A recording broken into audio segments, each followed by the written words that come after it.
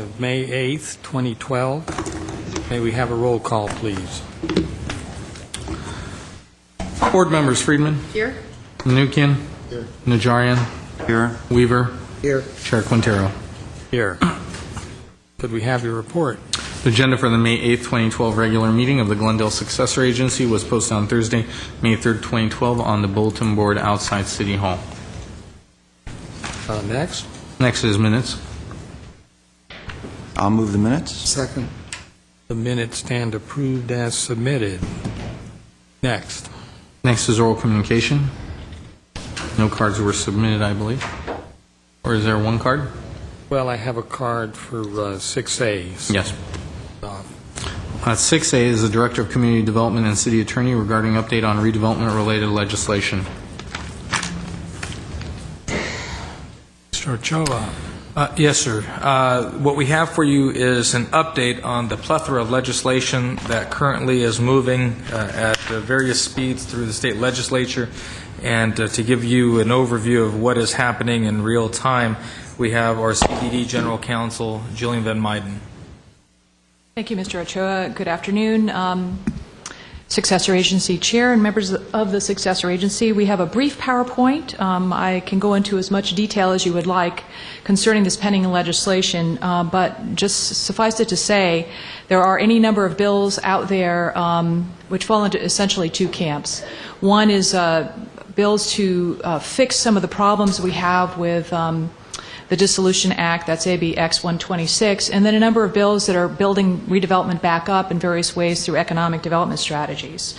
So if I could just briefly go through this with you, and please feel free to stop and ask questions as those arise. So the principal bill that we're looking at here to fix AB 1X26 is AB 1585. It's the cleanup legislation. It's in the third assembly reading now, and I provided to you as part of your packet to the third assembly reading summary, which I thought was a very good summary of what amounts to 50 changes to the Dissolution Act in order to solve some administrative problems and other issues that have been pointed out. They're technical changes intended to ease the dissolution process and provide for greater direction to the successor agencies and oversight boards and to the successor housing authorities. Principally, and most importantly, what I'd like to point out concerning that bill is that it would allow the low and moderate income housing fund to be spent as the community redevelopment law has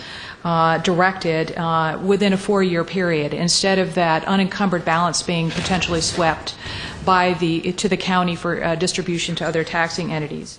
It would also allow for cooperation agreements that are considered to be enforceable obligations under the Dissolution Act now if they were entered into within the first 2 years of agency formation. Instead, it would allow those agreements to be honored if they were in the first 2 years of the project area formation. And so for Glendale, that would mean cooperation agreements that weren't just entered back in the early 70s when we formed the central project area, but would include those agreements we entered into when we formed San Fernando Road back in '82. So that's important for us. And it would also, most importantly, reclassify the successor agency not just as a public entity, but as an actual legal entity. And that is important because the successor agency will ultimately be directed by the oversight board to dispose of assets. So the concern there being, what is the successor agency? Does it have the legal authority to actually dispose of the assets? So that would help to clean that up. And if I could draw your attention to the third assembly reading, which summarizes the 50 points, I'd just say that some of the important clarifications include what are project costs, and that's summarized in item 2. Item 6, that enforceable obligations include interagency loans as defined. Item 8, that loans can be made if they're for legitimate redevelopment purposes. Number 9, that the ROPS, which is the Recognized Obligation Payment Schedule, would instead include could include not just the 6-month period, but the full year period. And this is important because interest payments and bond payments, interest payments occur twice a year, whereas the principal payment occurs once a year. So that would help to clarify in the audit process what payments are listed when. Many ROPs are being rejected because they don't include certain payments or over-include other payments related to bonds. So that's pretty important. Number 16, retention of the low and moderate income housing fund for use for housing programs instead of having that money swept. That the 80% should be spent in 2 years and ultimately all of it within 4 years, or else it gets swept by the state. And then under the Dissolution Act, the successor agency is obligated to dispose of the former redevelopment agency's assets in an expeditious manner to maximize value. AB 1585 would change that language so that there's a recognition that what we're not trying to do is a fire sale of publicly owned properties to private entities, but to do so in an orderly manner so that the value is actually and truly there's an opportunity to maximize that value for the public entities that are forced to sell those assets. And those are just some of the highlights of 1585. I've given you the status of that bill right now. It is an urgency measure, does require a 2/3 vote. As of the 19th of last month, it was referred to the Committees on Government and Finance, and that's where it's sitting right now. The cost estimate for this bill to the state's general fund is $700 million, so it has an uphill battle relative to the state's budget. Let's move on to the next bill, which is Dutton's redevelopment bond proceed bill. That's SB 986. That bill has been subject to some recent amendments that further restrict the agency's ability to use bond proceeds, and that would include being able to use those bond proceeds where you have to meet the requirements of general obligation bonds, or there is federal or state matching funds, or for critical public infrastructure, and that would not include ballparks, racetracks, stadiums, things of that nature, but would also preclude the use of the bond proceeds for certain private projects. So it has, these recent amendments have certain restrictions, further restrictions on the bill that aren't necessarily as good for local public entities as the original bill as proposed. So it's something that we have a watch on, and we'll be continuing to provide information to you about this bill and any further amendments that might come up. As of yesterday, the 7th, it was on committee. Here's just a description: provides that bond proceeds shall be used to defease bonds or purchase outstanding bonds in the open market. This is another aspect of 986 that's important because it could allow the agencies the opportunity to speed up bond retirement should they choose to do so, and some of them may wish to do so. I've discussed some of these other concerns about the recent amendments. Here's the status. An urgency measure. Yesterday it was in hearing, and what happened was that it was set into the suspense file, which is not unusual for bills that are pending while before the budget bill is approved. So it's in suspense until the budget bill is approved, and they'll be taking a hard look at the cost of this bill to the state budget, and then we'll potentially be moving it forward. But there were no cost estimates given in the analysis that I had reviewed. Moving on, the next bill is SB 1156, which is the Community Development and Housing Joint Powers Authority. It really is a new vision for economic development and housing that's focused on building sustainable communities with good jobs that are high-paying. What it looks to do is to join together cities and counties in an inclusive governance structure. And so it also looks at limiting project areas and the purpose of those project areas for addressing things related to SB 375, which is our greenhouse gas emissions bill. So it's using language from that bill related to sustainable community strategies and where municipal planning organizations have their jurisdiction.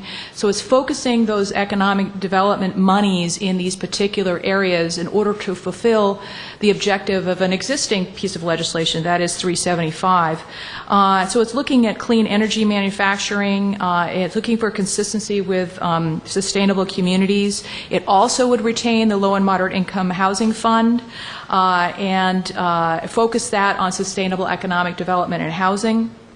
And there would be tax increment financing involved with this bill as well. So interestingly enough, it could be used, but the trade-off is that that money would need to mitigate impacts on schools. So there's a school mitigation plan component to that. It's set for hearing on the 14th of May in the Senate Appropriations Committee.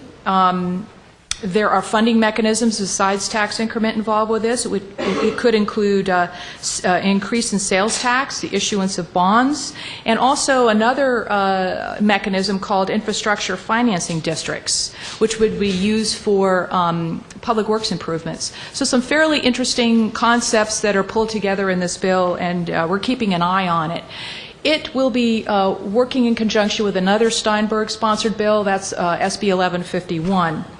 And that is designed to create a sustainable economic development and housing trust fund. And that fund would focus assets similarly to 1156 and require that there be mitigation of impacts on taxing entities.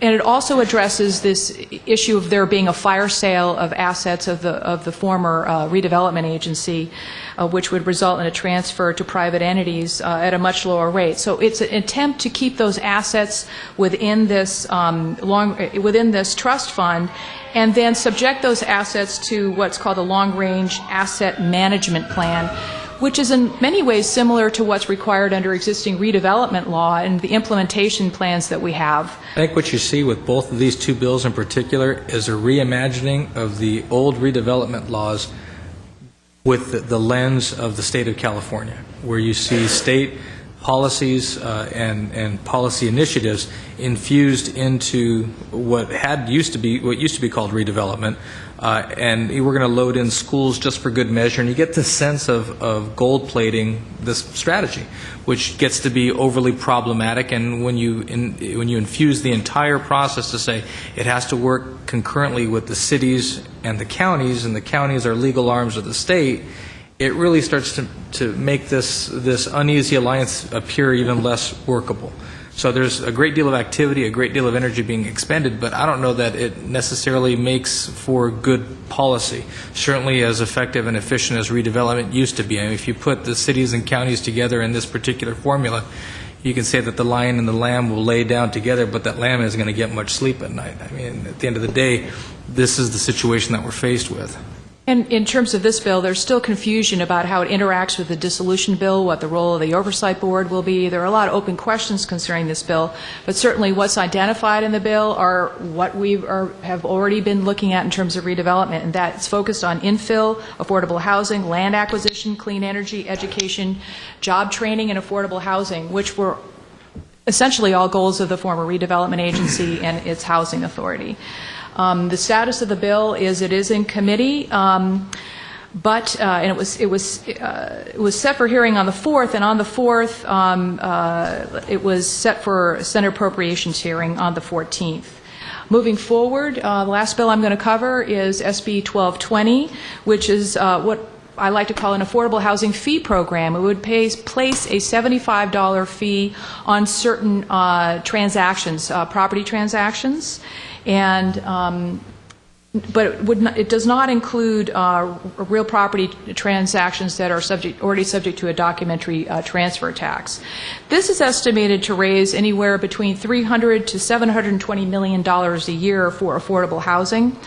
According to state estimates, it would cost about $5.4 million to administer. It would result in the creation of 47 positions at the State Department of Housing and Community Development who would administer the program. One of the rationales for this bill is that there isn't any more Prop 1C or Prop 46 money to allocate right now, so we're looking for new funding sources for affordable housing. And in a sense, it's taking some of the obligation away from local jurisdictions to do so, and also in recognition that without set-aside, And the estimate of set-aside in 2010, 2008 was just over $1 billion. So there's clearly a gigantic financial gap that will need to be filled and addressed by some of this legislation with respect to impacts on affordable housing. And so that's what this bill attempts to recognize. It, too, has been placed on the suspense file. It was voted 7-0 to be placed on suspense. And that is the status of the bill right now. Another bill associated that I didn't list, but it's Pavley's 1337, sponsored by Pavley, and essentially that would allow redevelopment agencies to hang on to those properties that are subject to mitigation under Polanco Act and allow agencies to complete that remediation and mitigation process rather than try and dispose of those properties. That creates more problems than it fixes. So that's just a brief summary. I have additional information that I've downloaded, and analysis that I've downloaded. I'm more than happy to provide that to any successor agency member should you want it, and I'm available to answer questions. I think it's a good idea if you have that additional Absolutely, I will do so. Questions? Ms. Friedman. I have a couple of comments and a question, not for you, Ms. Van Muyden. Thank you. First, I want to thank Ms. Van Muyden and staff for a very comprehensive and illuminating report. My first comment is that all of these competing and overlapping bills, I think, really show that the dissolution of redevelopment was never intended by the state legislature, and they are scrambling now in the wake of what they know to be really disastrous and poorly thought out legislation. So something will happen, but you can see that there's no organized no organized force here. You've got different legislators putting forth different bills, some of which are contradictory, some of which overlap. Some may make it through, some won't, but nothing's going to happen very soon. My question is for Mr. Ochoa. Given that we have, because of budget cuts, eliminated our state lobbyists, how are we making our feelings as Glendale known on these various pieces of legislation? Effectively, ma'am, by contacting our representatives directly, and that's really about the extent of it. Okay. I would suggest that if needed, you use us, the successor agency, the City Council, to do that as well, because I have found that elected officials tend to respond best to the elected officials who are directly responsible for the constituents who vote for them every couple of years. And not to just limit it to our representatives. I think we can be effective with other representatives in the area as well. And just my last comment at this point is that I sit on the board of a group called the Independent Cities Association, which is made up of the larger cities in Los Angeles County and beyond.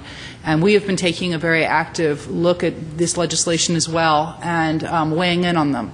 And I would appreciate, so that I can best speak for the city, that you let me know, Mr. Ochoa, which bills you think we should push the most, and which bills, if any, you would oppose straight out, so that I can then do my lobbying at the Independent Cities Association and try to make sure that the bills that we think would help Glendale are the ones that they support. Because, again, that group does support all of the major cities in Los Angeles County, and so when they speak, hopefully they're listened to. It's a great idea. Yes, ma'am. Okay. Thank you. Mr. Chair and members of the successor agency, I might also add that I'm working on the post-redevelopment working group of the League of California Cities, City Attorney Division, whose various subgroups are focused on the various issues that have come out of the Dissolution Act. And that working group is also working very closely with the League's legislative staff. The League had hired the lobbyist that was previously employed by CRA, and is filtering through concerns, issues, and information as there's still an existing technical advisory group from the CRA, now working with the League staff and the post-redevelopment working group in analyzing some of the issues and problems with these bills, and so information can also be funneled through the post-redevelopment working group to the legislative analyst's office within the League, and that information can as well be forwarded if that's the choice of the successor agency and or City Council. Well, boy, I find that ironic that the previous lobbyist for the CRA is going to be hired to try to make some sense out of this, since the CRA and the League of Cities are the ones that filed the disastrous lawsuit. By the way, I have a question. I don't know if you can answer it, or The CRA, the people that sit on that board, are they basically staffers, or were there also elected officials on that CRA board? There were both. They were, for the most part, though, appointed officials, city managers and directors of redevelopment. Yeah, rather than elected officials. Correct. Because the preamble, I think, to 1585 pretty well lays it out. When the legislature voted on AB 26 and 27, it envisioned that a majority of redevelopment agencies would likely choose to opt in to the voluntary program, Like we did. leaving the state to oversee the dissolution of only a handful of agencies. But because of the subsequent lawsuits and the court rulings, over 400 RDA agencies are now required to dissolve. So, Is that true as far as the facts? If That's inaccurate. Most of, because the mayor just pointed that out to me as well just a little while ago. But if the CRA and the League of Cities had not sued, we would not be in this predicament. Is that correct? Had they not sued on both bills, Right. one or the other, then we would not have been in this predicament, no. And the courts would not have ruled. Would not have ruled that particular ruling, Right. that worst-case scenario. And just to clarify the issue of which bills you should recommend to individuals who sit on different boards, I hope that you would get the consensus of the council before any bills are recommended, or an individual sitting on this council pushes for anything in any board, that you get the authority from the council as a whole. We should do that then rather quickly, because these bills are active now, and I can tell you that ICA has been weighing in on them as they come up. And I'm on the legislative committee for ICA, and I would love to have a discussion with council, but we'd need to actually, I don't think we could do it today because it hasn't been agendized, but maybe it could. But we should do that next week and talk about that, because, well, actually, this Thursday we have a meeting. So I don't know if we can do some sort of an urgency thing, but I would hate for Glendale to not participate in those discussions at ICA. I mean, I could always abstain, but the legislative committee that recommends these to the board is only, I think, 4 of us. And then we recommend them to the ICA board, and then they either approve them or they don't. I mean, they either support them or they oppose them, or they support if amended. So we should do that sooner rather than later. I'm all in favor of it. It just, Right. I just don't think one individual should take a position on something without the council having done so. I mean, let's do it quick, that's fine, but I believe, and participate in the discussions, but I think the council has to take a position before any bill is pushed forward in any legislature, whether state or federal. I agree, but let's not forget our staff has been having discussions about these bills. Staff doesn't with make our- policy. Well, no, I understand. I'm not arguing against you. I'm saying that we should maybe talk about then the position of staff weighing in on various pieces of legislation when we haven't been given the opportunity to do that, because they are already communicating their feelings. Mr. Ochoa is communicating the city's feelings on these pieces of legislation and other pieces of legislation. We as a council have not had the opportunity to give them direction on that. So I think that, it could be that we need to, with major pieces of legislation, bring them in front of the council so that staff can have policy direction, as well as those of us, myself, Mr. Quintero, who's on SCAG, Mr. Najarian, who's on MTA, who do make votes that impact the city, then can have some direction from council as well. If it's council's pleasure, what we can do is start agendizing a monthly legislative bulletin, because these bills generally, we follow along, and we can anticipate when they're going to come up for hearings. That way council is advised, and you can make those kinds of policy decisions, and then from there, based on council position, go in and make those lobbying efforts. Is that, Mr. Manukian, what you're asking for? Well, I'm basically asking for the council to make a decision on any positions that moves forward on behalf of the council and on behalf of the city, and I hope that staff is not making decisions regarding these bills on their own and communicating those decisions to any of our legislators or their lobbyists or the governor or whatever without the approval of the council. I mean, historically, that's been the norm, so Sure. I just want to And the only be positions... aware of what the issues are, and and what issues are being pushed forward. The only positions that have been discussed by staff with legislators have been those that are consistent with previous council action. Right. So, but to the extent that it's formalized, that council, we can say that the City Council of Glendale has endorsed or opposed a specific piece of legislation. The best way, I believe, is to bring it back to council on a regular basis and let council review it, and then you guys run from there. I'll have Mr. Najarian speak. Let me just say quickly, and obviously, the only thing that counts is what is in our best interest, because there's multiple cities throughout the state. Everyone has a different size agency, a different agenda, different assets, and so we have to look, whatever legislation comes down and whatever we support, it has to be something that works for us and the kind of financial issues that we have with our dissolution. Mr. Najarian.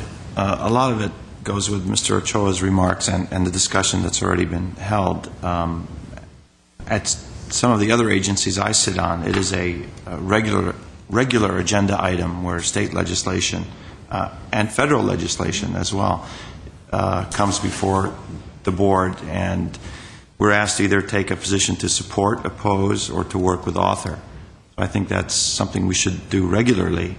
That aside, I'm very disturbed that the head lobbyist for the CRA is now attempting to guide the cities through this. What's his new position? Formerly lobbyist of CRA, fail. I mean, if I had to give a grade, that would be a fail, as well as the CRA board, a massive failure, whether they knew it or shouldn't have known it. To some extent, we're Monday morning quarterbacking, but the results couldn't have been any worse if we had been throwing darts at a dartboard as to what our strategy should be. His new position is what? And his name escapes me at the moment, and I apologize for that, but he was hired by the League of California Cities to work with their legislative team, and I would assume because of the connections that he has and knowledge of the redevelopment legislation and the bills that are proposed to modify it. I would like this to come to the agenda and for the city to take a motion, what do they call it, of no confidence in this gentleman who's now with the league. I mean, this just smacks of cronyism and failure. Forget any improprieties that may or may not be there, but his efforts at the CRA were totally catastrophic and ineffectual. And to the extent that Glendale is a part of the League of California Cities, I think we need to say this is no good. We'll bring the item back with a full discussion of that process. I mean, keep in mind that the legislative process that drove AB 1X26 and 27 really had nothing to do with the lobbyists. It was about the state's budget. And so I don't think any lobbyists Well, could have let me gotten say an this. Unless this gentleman was on the record as opposing the lawsuit, then I also question We'll bring his all that. appointment. I mean, that information. Because he was a something lobbyist, and the board, it was an independent board. Consultant to them, yeah. Right, but I'd be curious to see whether he was on the record as opposing the lawsuit, because as soon as I heard about it, I thought, whoa, why do we want to do this? Meaning, as a group of redevelopment agencies, we're going to have the court go up or down on our very survival. Let's take what we can from the state and move on. Anyway, Monday morning quarterback, Tuesday morning, Tuesday afternoon quarterback. Question.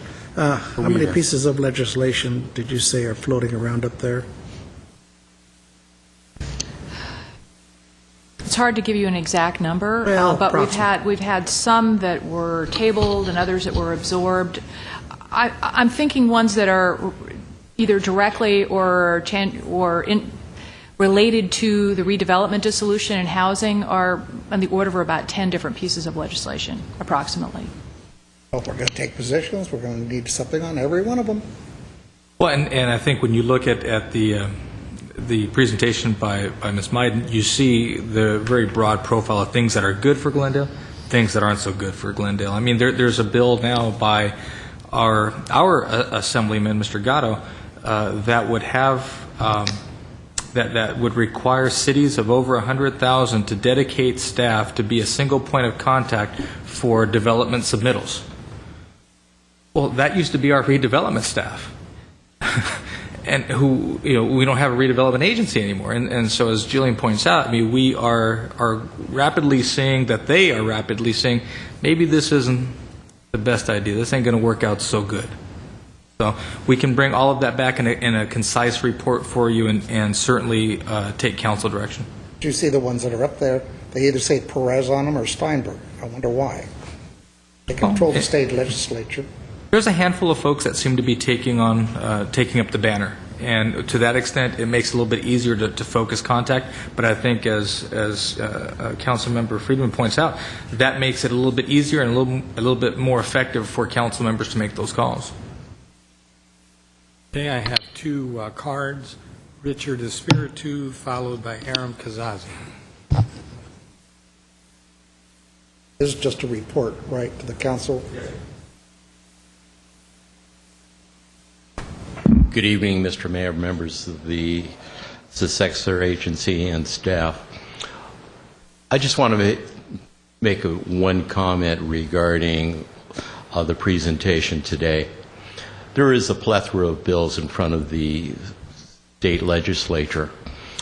I don't know if anybody knows of a commission that you really should listen to, because according to the Little Hoover Commission, Governor Jerry Brown has already said any legislation that passes the Assembly and the Senate and comes before him for signature, he's going to pocket veto. Pocket veto. So no matter how much you jump and scream and how much the lapdogs for the California League of Cities go to Sacramento and get all this thing done, the governor still is going to pocket veto most of this legislation. Thank you. Aram Kazazian.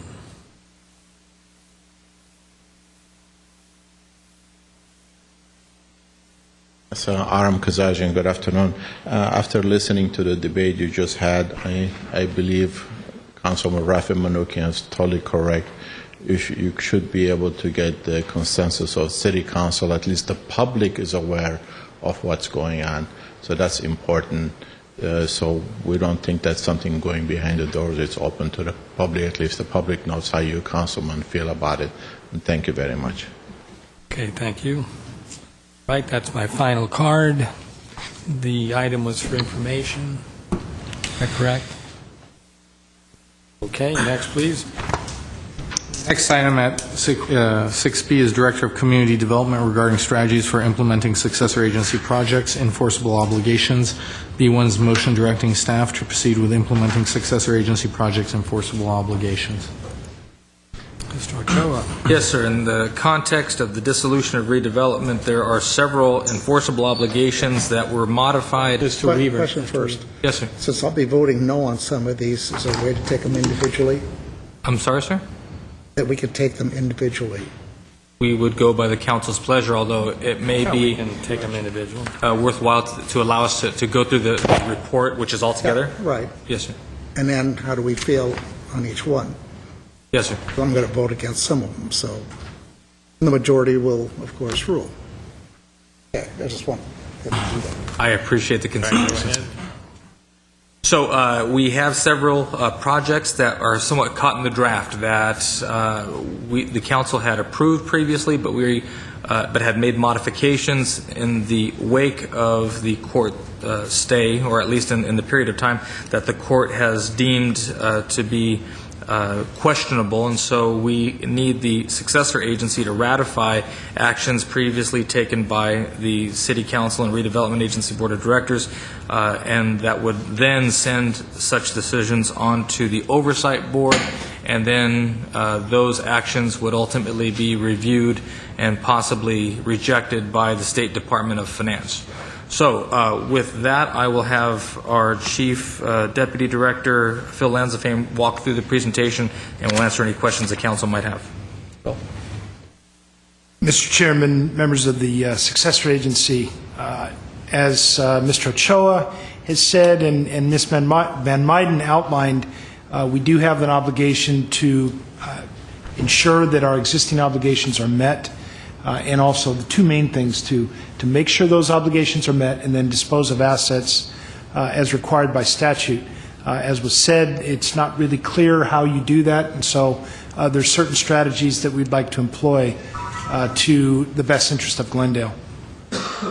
Again, we entered into several agreements, disposition and development agreements, ground leases, and a management agreement prior to the effective date of AB X126. We would pursue those projects and implement them using what is now will now be property tax, formerly tax increment, and bond proceeds of the former redevelopment agency. There is a section of the law that requires us to look at enforceable agreements and see if it is of benefit to either renegotiate those or terminate them. Last Thursday, the Oversight Board took their role, I should say they approved the direction, which was their role, for the successor agency to look at those. What happens if these obligations are not implemented is then the property is disposed of, the asset is disposed of, or the dollars that we're going to pay for that, they are sent back, and that funding for those is redistributed among the taxing agencies. We think some of the impacts of that are that the community benefit from those redevelopment projects and improvements would not be realized. Glendale would only get, that's actually 13.7% of distribution as a taxing entity. And then if we were to break any contracts that we have or not perform, we may be subject to damages due to our breach. The idea behind these strategies is to retain as many dollars in the city of Glendale as possible. Those were our dollars, local dollars, to implement as you, as city leaders and the redevelopment agency saw fit. And so using the parameters of 26, we're trying to keep as many of those dollars here. We talked a little bit about some legislation that may allow us to keep our assets, so we'd like to hang on to the property as long as possible. If there is a program that allows us to use income from those properties for economic development to benefit the city of Glendale, we want to make sure that we hang on to them as long as possible.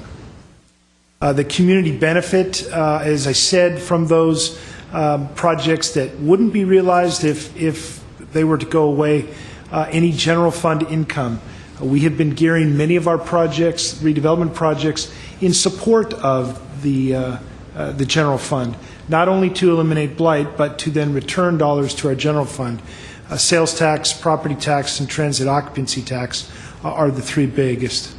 There is some spin-off benefit from these projects in synergy with other businesses that are around. We have funded several public facilities and improvements. The last one that we were able to fund as a redevelopment agency was the Adult Recreation Center in Central Park. And then job creation. We had projected about 8,000 to 10,000 construction jobs and then permanent jobs just with the redevelopment projects we had on tap for next year. So those would be at stake as well. In full disclosure, those losses would be offset by that city distribution of property tax, about 13.7%, that we weren't realizing before that would now flow to the general fund. There's 4 projects that we want to talk about and get your direction on. The first is Lemley Lofts. This is a property at the corner of Maryland and Wilson. You'll recognize our parking lot and then the Panda Inn site. Parking lot is owned by the city and Panda Inn by the former redevelopment agency, now the successor agency. In fact, I think we transferred this property to the city, so they're both held by the city. There was a 42-unit lofts project with a ground floor theater and about 8,000 square feet of restaurant or retail space that would be on this property, anchored at the north end of the new Art and Entertainment District. Just some quick highlights of our agreements.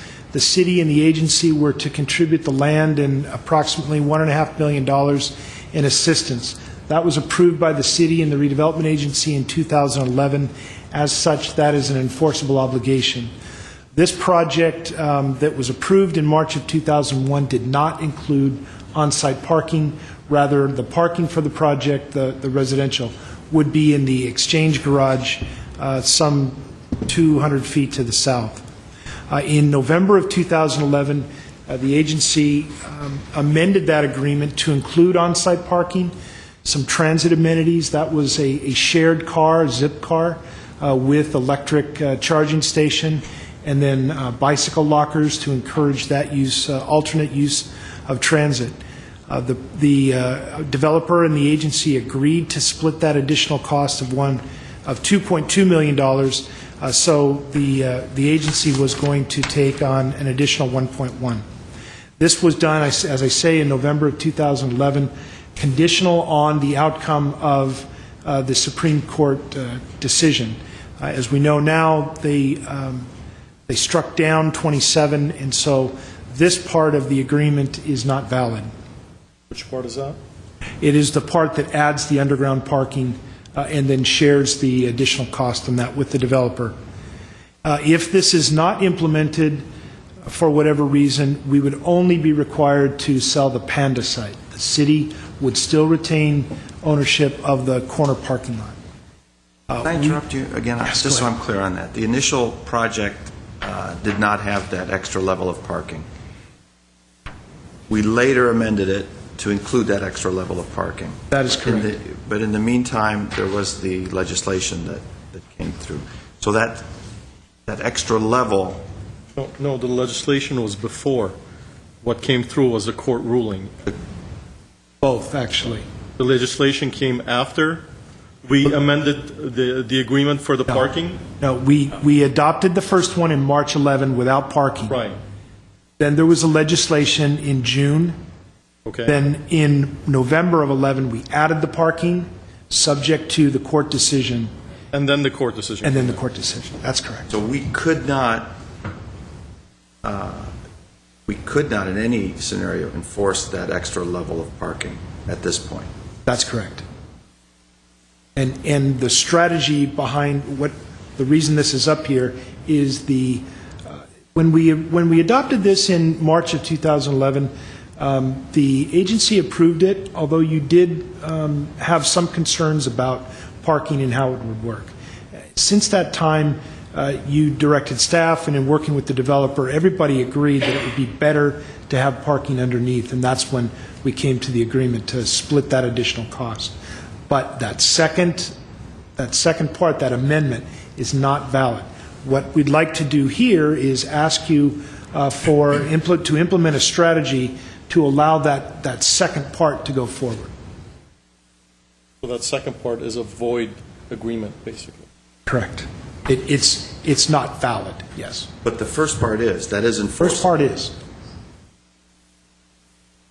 What we would ask to do is have the successor agency direct staff to analyze the project, see if there would be an increase of revenue to the taxing entities. Would it be in their best interest? And if so, renegotiate a contract with the developer to bring back to you, where we ask for $1.1 million from the Property Tax Trust Fund.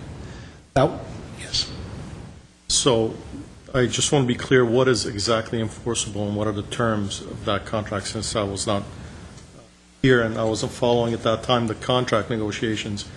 What you said, what is enforceable is the sale of the Panda site, not the parking lot. Is that correct? No. If we did not do what the enforceable obligation is, that first agreement that we had entered without parking, and you wound up having to sell agency property as a result of 26, I'm just saying that you would only sell the Panda Insight. I see. You would not sell the parking lot. So what is the agreement that was agreed to in March of 2011 exactly? That was for the city and the redevelopment agency to contribute their land, the parking lot and the Panda Insight, and provide $1.5 million in assistance. Let me ask you this.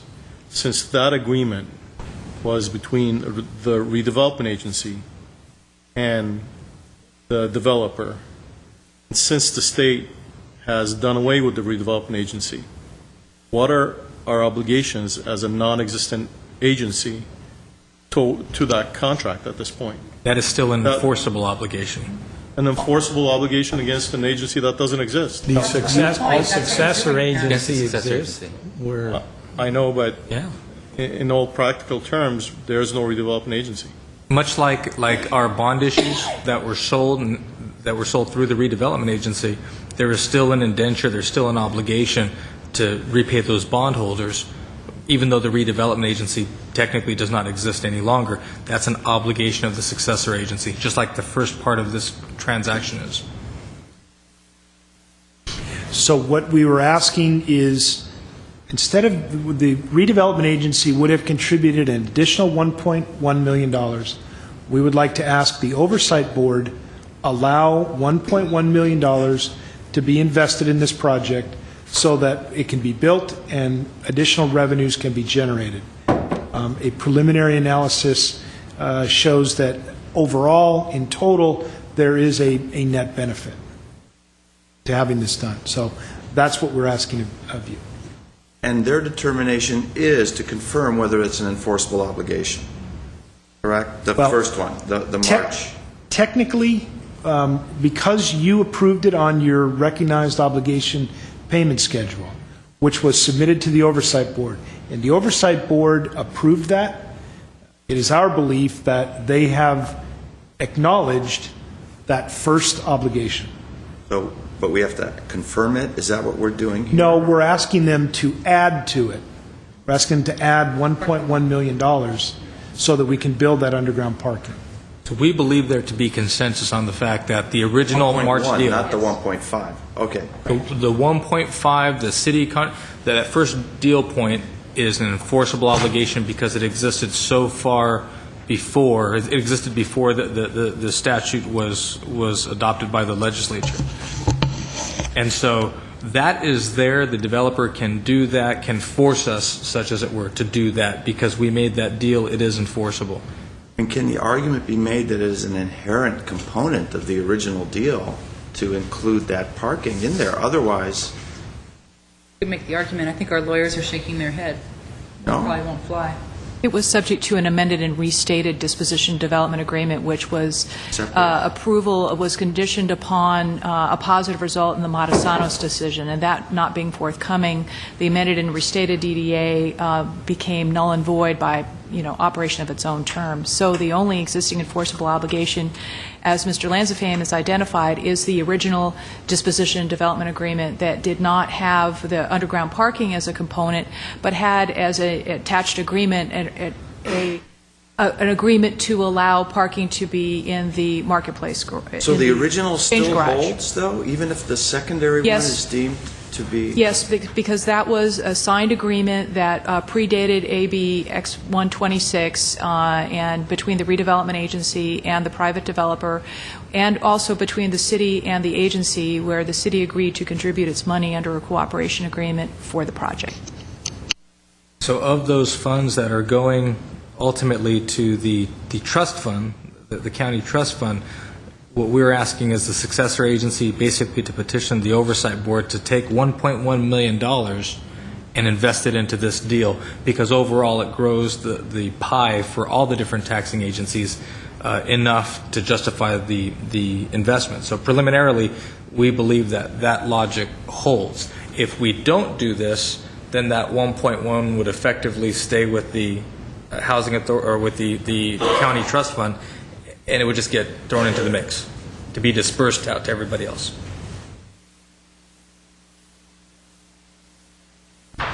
The Oversight Board has already directed the successor agency pursuant to AB 26 to make a determination whether any of the existing contracts or agreements should be terminated or renegotiated. So the door is open for projects like this to be examined to determine whether or not a renegotiated contract, such as what is being requested here would reduce liabilities and increase net revenues to the taxing entities. And as Mr. Lanzafame has indicated, preliminary analysis shows that to be true.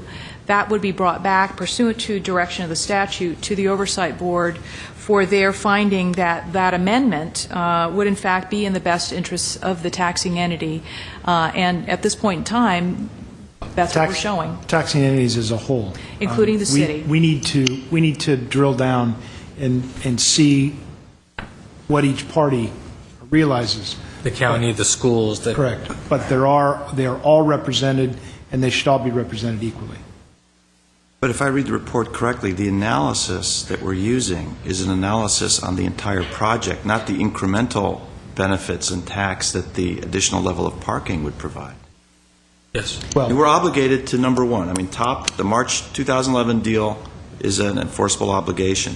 We're saying, dear successor agency or oversight board, please let us put in $1.1 million because it's going to make everyone better. It's going to give you more taxes. It's going to give us more taxes. It's going to be increase for all. But the analysis that I'm seeing here is talking about hotel tax. I mean, it's talking about property tax. It's talking about what other taxes there are on the entire project, not the incremental 1.1 expense for that extra parking. I mean, are they going to buy that argument? I think we need to show them both analyses because it's the permission under AB 26 is a renegotiated agreement, which is essentially an amended and restatement of the original agreement to add in the underground parking. So it's showing that the investment is going to, in the long run, yield greater results and increased net revenues for the taxing entities. So we have to look at the existing enforceable obligation. The renegotiation is going to add the piece. That's the piece that makes this a more valuable project, just as you've identified, and that's what our determination will need to show. But our analysis should look at everything, whether you don't do the project at all and you just sell your asset, plus whatever you would have put into the project, versus building the project and what you receive out of it, building the full project. And in this case, the asset is the Panda Inn property. Only the Panda Inn property. So when you look at the, if we did nothing and only liquidated the Panda Inn and that revenue gets shotgunned out over the taxing agencies, it would seem to be a no-brainer for them that they at least want a project to go forward. So how do you maximize that? But we would, in all fairness, we would look at the money. If you were to not do the project and sell the piece of property, you would also look at what you weren't spending out of that property trust fund, the $2.6 million that were required. But aren't we liable then for breach of contract in that? Well, How can we not go forward with it? that's where we would look at both, and then we would say, well, if they deny it, we'll go forward with the original if the developer wants to do that. Well, let me also add that the deal number one had conditions to that deal that the city still hasn't approved, such as the land use entitlements. So you have land use entitlements that have been approved for deal number 2, but not deal number 1. Wait. Right, that was my understanding. What is- It only worked because we were putting that extra level of parking in there. So there are other conditions to the deal, to project number 1, so to speak, that the city still Deal hasn't- number one, the project. Deal number 1, yes. Right, Yeah. with the March agreement, basically. Correct. Let's not call it a deal, let's call it an agreement. Okay. So, Okay, so we're not obligated. I mean, my question was, are we obligated to Right. go forward Right. with And I the agree March with Mr. Najarian. 2011 deal with the, We're obligated to the extent that they can comply with the conditions, and they haven't yet complied with those or conditions. to the extent that we approve the entitlements Correct. for that? Correct. Okay, so that's a different, I misunderstood that position. Okay. Let's also keep in mind with all of these projects that we're going to be talking about that if we don't go forward with each of the projects, and I'm not suggesting that we do, but that if we don't get a second chance at these properties. We lose the properties completely. They go to the state, they get sold, and they go to whoever buys them, and, it's gone. It's not that we get it back. We don't get money back. We don't get land back. It's gone. So we should all keep that, I think, in our minds as we talk about these various projects. That's exactly right. We're it's talking only about... the Panda Inn site, from what I understood, not the parking lot. That's right, the Panda Inn So, site. not the whole property. But I think But we're also left with an underutilized parking lot, or not, I shouldn't say underutilized, just a surface parking lot That's true of the hotel, so I don't see it as a positive for the status quo, let's put it that way. I think the direction here that we're asking you for, or at least we're recommending, is that you authorize us to go back to the developer and to renegotiate an agreement that was going to look similar to the one that was approved in November 2011, and then present that to the Oversight Board for approval. And rather than the agency, former redevelopment agency, kicking in that additional $1.1 million, we're asking that the Oversight Board approve an investment of $1.1 million. To me, that one of the arguments is that on their own, the county gets a very small portion of land, but if they go forward with this project, they maximize that investment because they have a project now that encompasses, that basically the city's kicking land into as well. Whereas if they have only that small portion of land, who's going to buy it and what are they going to do with it? And so what ultimate taxing revenue are they going to get? So I think you have a good argument that they maximize their ability to tax any sort of future development based on that land plus the city land, as opposed to just the Panda Insight, which probably would just stay the way it is. Right. I mean, And locked, right. And so how much tax is that really generating for the county, for the schools, and all of that? Again, the county takes the lion's share of all the distributions, whether we sell it or whether it's generating property tax. You have to look at other things that other local entities generate with development. We generate impact fees and building fees. The school generates development fees that the county does not, but they take the lion's share. So we really need to do the analysis to see if they took the lion's share of a land sale plus those tax dollars that are now not being invested, the 2.6. What does that equate to, and what does it look like if you build it out? That's what we need to look at, and then compare all the taxing entities. How does everybody pan out on this?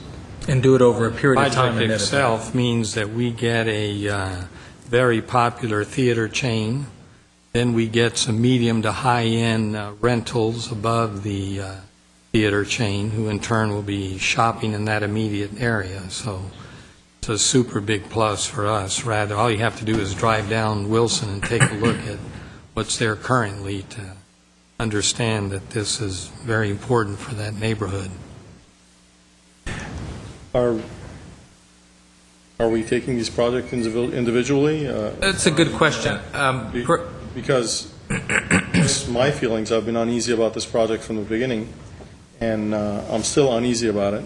I think at this point in time, it's such a mess that I don't even want to deal with it at this level. I don't support renegotiating anything, and I just think I don't like giving any property away. I don't want to see our property taken away as well, but I don't think the property will be taken away, considering the successor agency and the oversight committee.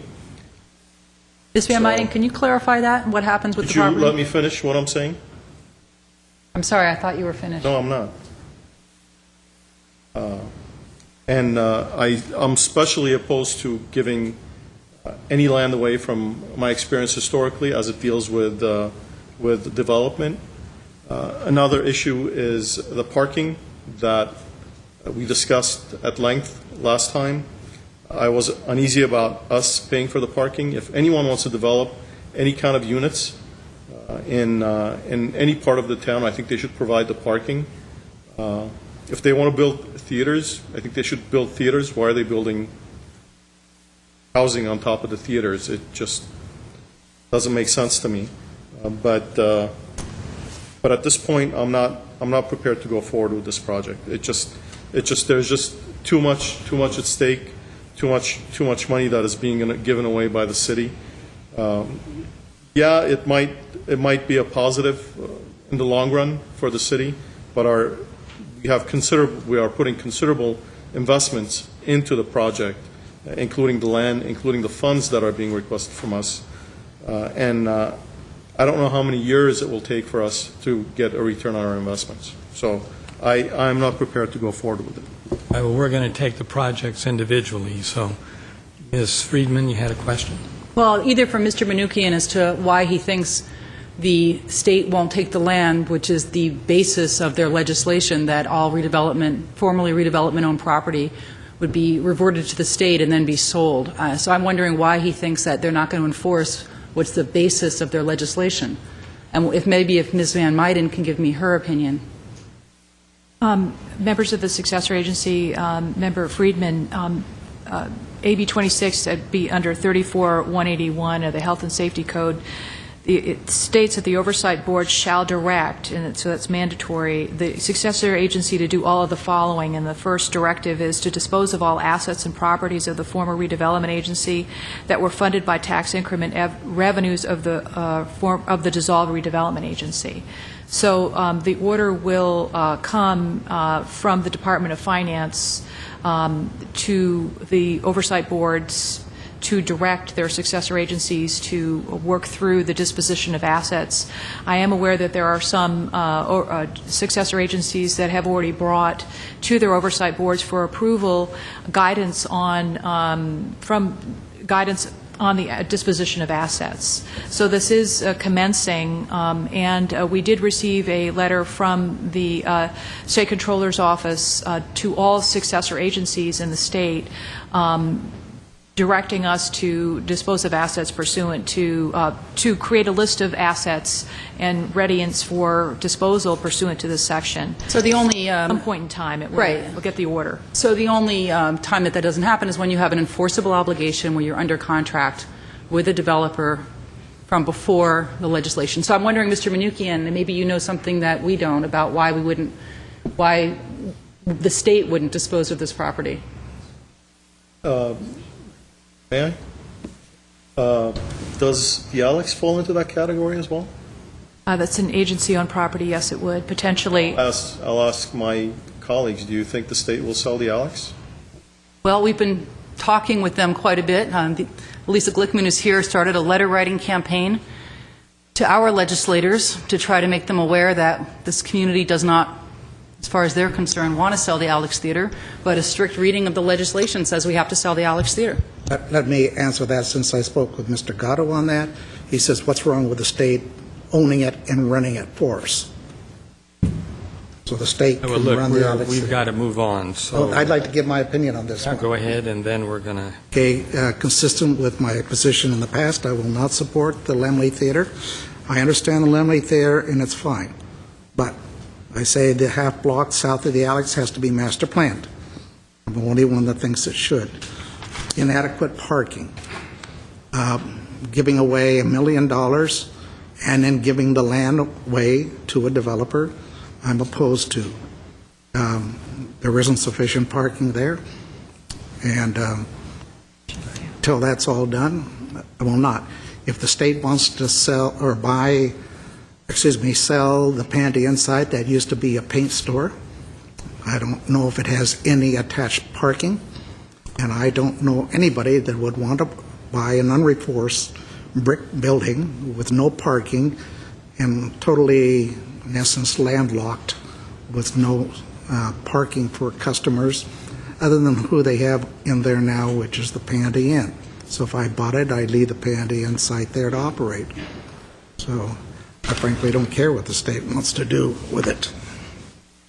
Okay, well, I guess Rick Caruso's the only one that gets free land in this city. Go ahead. Let me just I'm sorry, I know you're trying to move it along, Mr. Mayor. I do support the Lemley project. My concerns from the very beginning were that there was not sufficient parking. That led us to that amendment that proposed the second level of parking. That's my concern with it. If it were to go back to the March 2011 project, I don't think I supported that then. I would have a hard time supporting it now. My thoughts are, why don't we ask the oversight board to kick in, since the deal is off, the 1.1 is off, it's not enforceable, why don't we ask them to kick in more than 1.1? Let's ask them to kick in enough for a second level of parking, because that will truly make the project viable. All those discussions of tax revenues will fail I think, if there's just one level of parking, the original level. It's their money, it's not our money. We have to remember that. They've grabbed the funding. The same arguments that we make on the viability of the project could be extended, perhaps even to a greater extent, if we ask them for $2 million or $2.5 million to fund the parking. I don't believe we're restricted to go back to our original deal of November 11th, because that's off the table according to them. So if it's off the table, you know what? The Chair Raggio and Commissioner Abkarian and whoever else sits on that board, Mr. Sheehan, please let us complete this project the way it should be completed, with a proper level of parking, and it's going to cost $2.5 million or whatever that price would be. That's a very innovative idea, certainly, to be able to go back to the oversight board and say, well, pick up the 1.1 plus the 1.5. Yeah, that makes a good deal of sense. The only issue that I think that we would have, as Phil's indicated, as we've been modeling it out on the 1.1 kick in from the oversight board, we believe there to be enough benefit to justify the investment by the county's stake. If we kick it up beyond the 1.1, then it becomes further and further out of whack for the county in terms of getting return on their investment. So at 1.1, we're pretty much a wash. Is that the max? I think so, sir. I do. Just an idea. No, it's a great idea. I mean, because you're thinking outside the box, and that's what we're trying to get to, because we are somewhere between the ceiling and the floor with this structure. But I do think that the one level of parking, which is basically for the housing units, works for that building. And then, of course, we have the parking structure half a block down. We have a surface parking lot across the street. I think there's more than adequate parking for the guest of the theater. All right, and that will be a discussion we'll have at a later point when we give the entitlements, should we not be successful with the 1.1 million. Exactly right. So are we giving comments on each project then? Because I'm... Go ahead and give your comment on this project, and then we'll move to the others we have. Give the state the property, see what will happen, or have a first-class theater and a market rate, nice housing project on what's basically a pretty useless, maybe even blighted piece of land.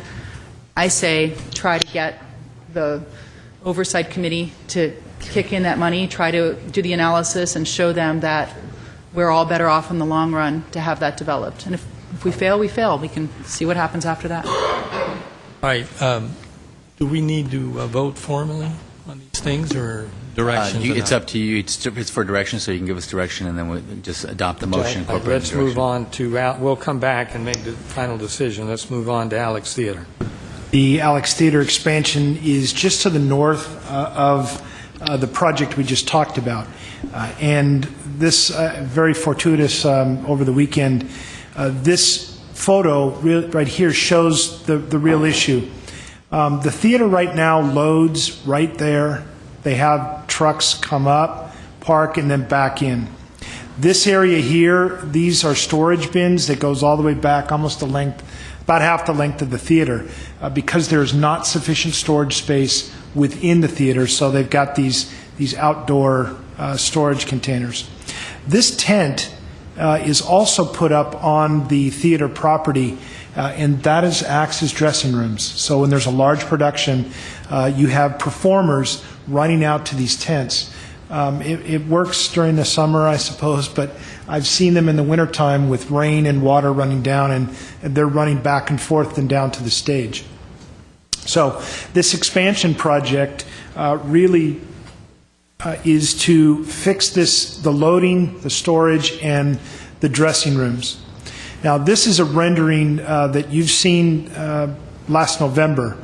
And the project that we're looking at going forward with is really storage and dressing room that's subterranean, and it would be located under here, and then a new loading dock right here with a new freight elevator.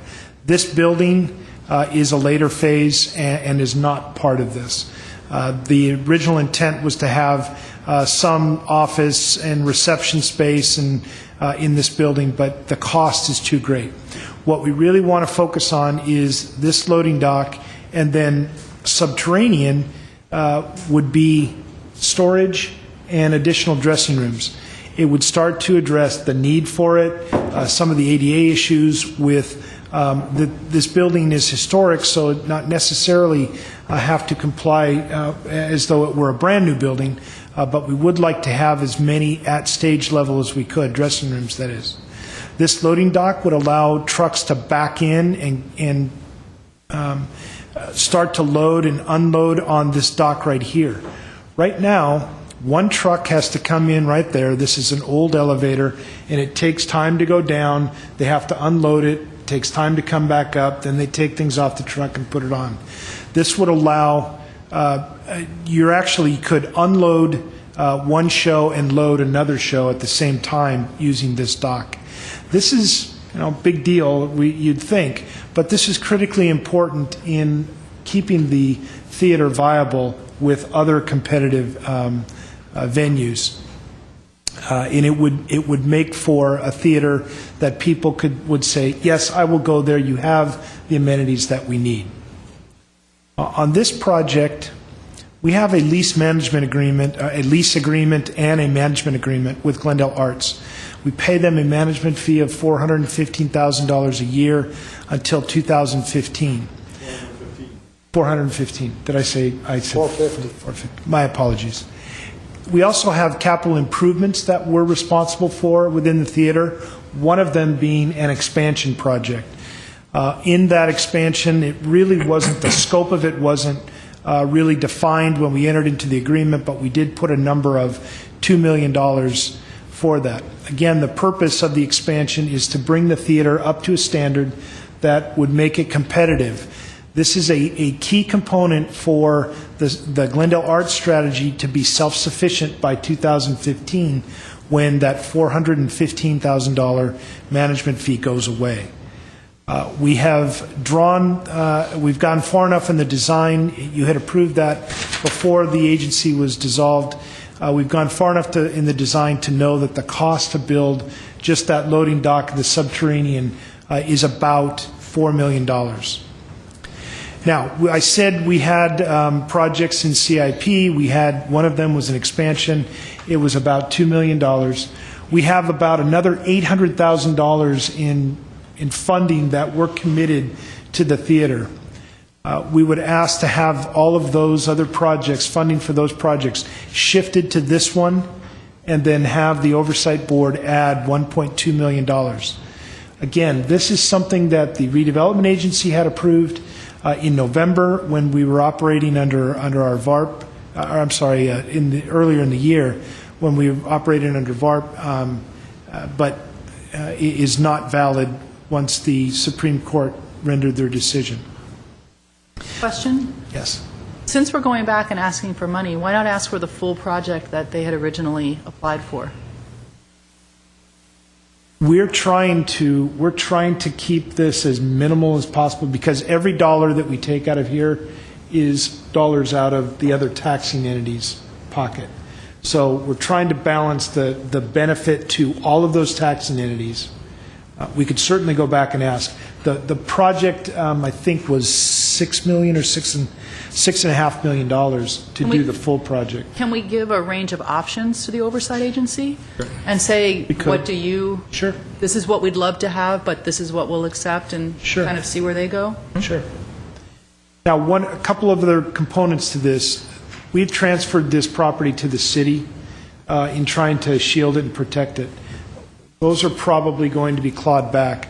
One thing that we're going to ask the Oversight Board is allow that transfer to stay. There is a provision in AB 26 that allows cities to acquire these types of facilities. So we're going to ask. The law is not really clear. What it does say is, or we believe, that you then assume all of the obligations. So there's kind of several parts to this ask of the Oversight Boards. Let it stay with the city, continue the $415,000 subsidy till 2015, and give us additional dollars to finish out the build-out of this project. We want to do all of those with the Oversight Board, and we know Ms. Glickman can talk to it. They've got a lot of supporters that have been to Sacramento, talked to not only our legislators, but other legislators about these types of community projects. Now, our two legislators, Senator Liu and Assemblyman Gatto, have reached out to us and asked us, what would you need to make this work? And we've responded with this. Let me ask a general question, because I've been asked numerous times from residents of the city, with these investments that we're making, is there a possibility that the Alex will be taken from us and we will have to sell it anyway? Well, And maybe again, the legal team is... what we're asking on the allow the transfer to the city, we're asking the Oversight Board to approve our transfer under that section 34180F1 of AB 26. So it's not impossible, but it's highly unlikely that if we got all of the improvement money, we would also get the building itself in perpetuity. Is that correct, Ms. Lee? Yes, so long as we reach a compensation agreement with the other taxing entities. What that is, of course, yet to be negotiated, but it is Well, permitted. and would I in- assume that they would ask for a fair appraisal of what a theater of this size would sell for in Southern California? Yes, and that would be based on, if no agreement is reached on valuation of the retained assets, the value will be the fair market value as of 2011 property tax lien date as determined by the county assessor. So there is a process set up, Okay, so the assessor rather than... if there's no agreement on value. So it can be an arm's length, it can be an arm's length transaction. Of course, we would posit that we paid for this once before, and so we don't want to pay again to get our hands on the property.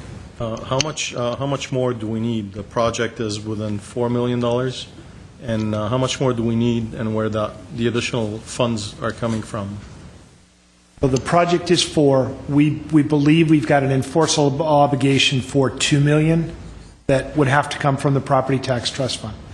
We have an obligation on another $800,000 worth of projects that we would allow us to shift it from those other projects to this one, and then Glendale Arts would take on those other projects using their own funds. So we would leave us with another $1.2 million needed. So generally, we can ask the Oversight Board to approve taking funds away from other projects that we had in line and apply to this project. Mm-hmm. That's what you said about Correct. regarding the $800,000, right? We can ask. Can we also ask to divert the 1.1 million from Lemley to this project? That would be possible? It's certainly at your direction, whatever you want us to do. Legally, is that possible? I mean, can we say, well, we'll give up this project, but let's put the money into a historical landmark in the city that would... I think Certainly, you would can put it- ask. The issue is we have the different projects identified on our recognized obligation payment schedule. No, I understand. The question is, can it be done legally? Can we transfer, can we request that from one project, as you are requesting the 800,000, from one project, giving up one project for the benefit of another?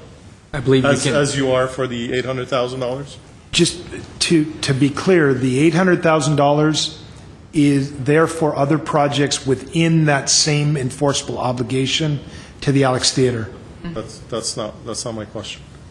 Could we take from one project and say, we don't want to do this, but this is more important for us, this is where we want to put that money? Can we I do believe that? the short answer is yes. Yes. Okay, Okay. all right, thank you. Now, did you have a comment about the lofts and how it works into this project? We'll show you the integration in the next slide. The circulation between, we would like to build these two together because they're both one floor subterranean. We'd like to do that at the same time, but they would also share some circulation. This is an issue that we see out there right now. In this old configuration, this is a delivery truck that is between Panda Inn and the Jewelry Mart. Right now, they come in, they go north up the alley, and make their deliveries to those on brand, and then they come back out through our parking lot.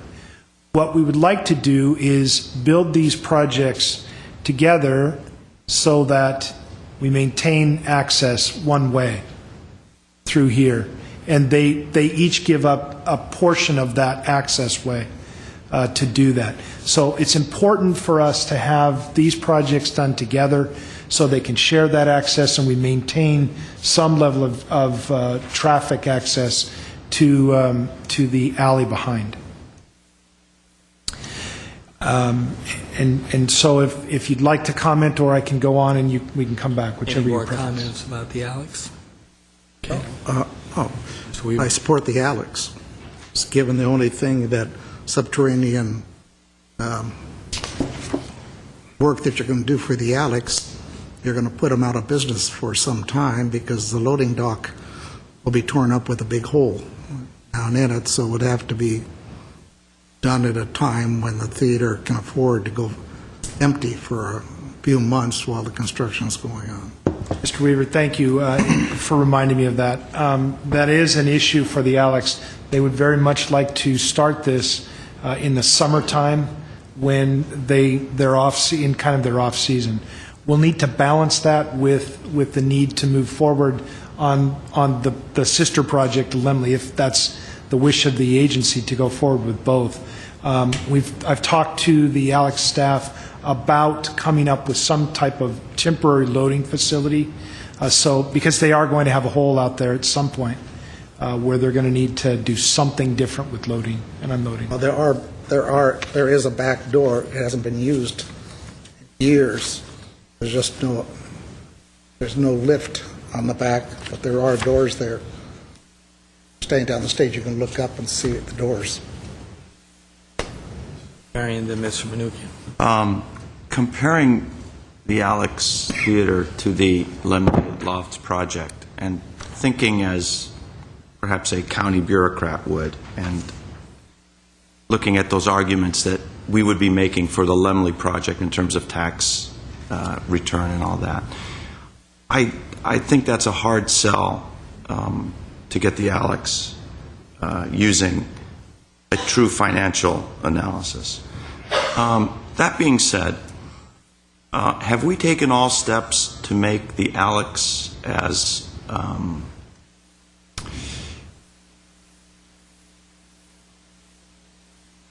as unpalatable a purchase should the state look to sell the asset? Have we taken steps to make it a, what we do in our neighborhoods, this is a home with the Mills Act and you can't touch a shutter on that home. Can we extend the same safeguards, whether it's a national historic registry, to the Alex if it hasn't already been done? Councilman Najarian, it's already subject to those restrictions, and not to make it unpalatable to the extent that Only we the would exterior. be deemed to be arbitrary and capricious. But as you know, the council also initiated a zoning change with respect to that, just to ensure that it remains a theater use and can't be used for other uses as well. Those are the two actions with respect to the use of that property that are currently at play. I mean, to me, if a Disney were to come in and decide to purchase it, that's one buyer that I think I would be comfortable with. You saw what they've done to the El Capitan. I think they run quality programming there. But what we don't want is it to come in and be made a bowling alley or a conference center, keeping the facade of the Alex Theater.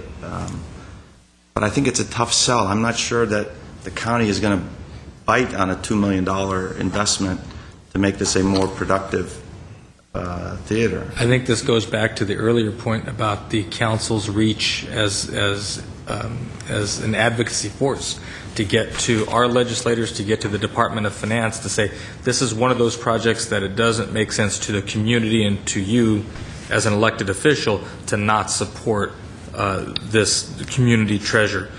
We can apply a financial lens to the Lemley deal, but you're absolutely right. This doesn't make financial sense for the county, but hopefully the 4 votes that represent Glendale versus potentially 3 votes that wouldn't because they represent the county those get outweighed. And we can, because the real fight really isn't at the Oversight Board, it's at the Department of Finance.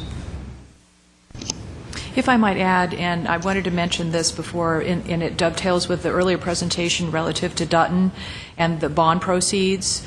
This project, as well as Lemley and other projects, were at Museum of Neon Art, were identified in our bond documents. And there is currently some arguments on both sides concerning the use of unencumbered bond proceeds. The statute already reads that the bond proceeds shall be used for the purpose for which the bonds were sold. And in that, these projects were identified in our bond documents as projects to be funded through bond proceeds. As we move forward with these pieces of legislation, becomes a stronger argument in the event of Dutton being passed that, in fact, that will support the position that's already stated in AB X126. So just a point of interest or information for the successor agency to also consider. We wouldn't be asking for additional property tax revenues to be directed to us for these projects. We'd be asking to use the proceeds that were the bond document, the proceeds from the bonds that identified these projects for that funding. Yes, since there's a $1.2 million gap on the Alex project, I would like to ask Glendale Arts if they are capable of raising those funds and how much have they raised, if any, so far, or how do they plan on raising $1.2 million?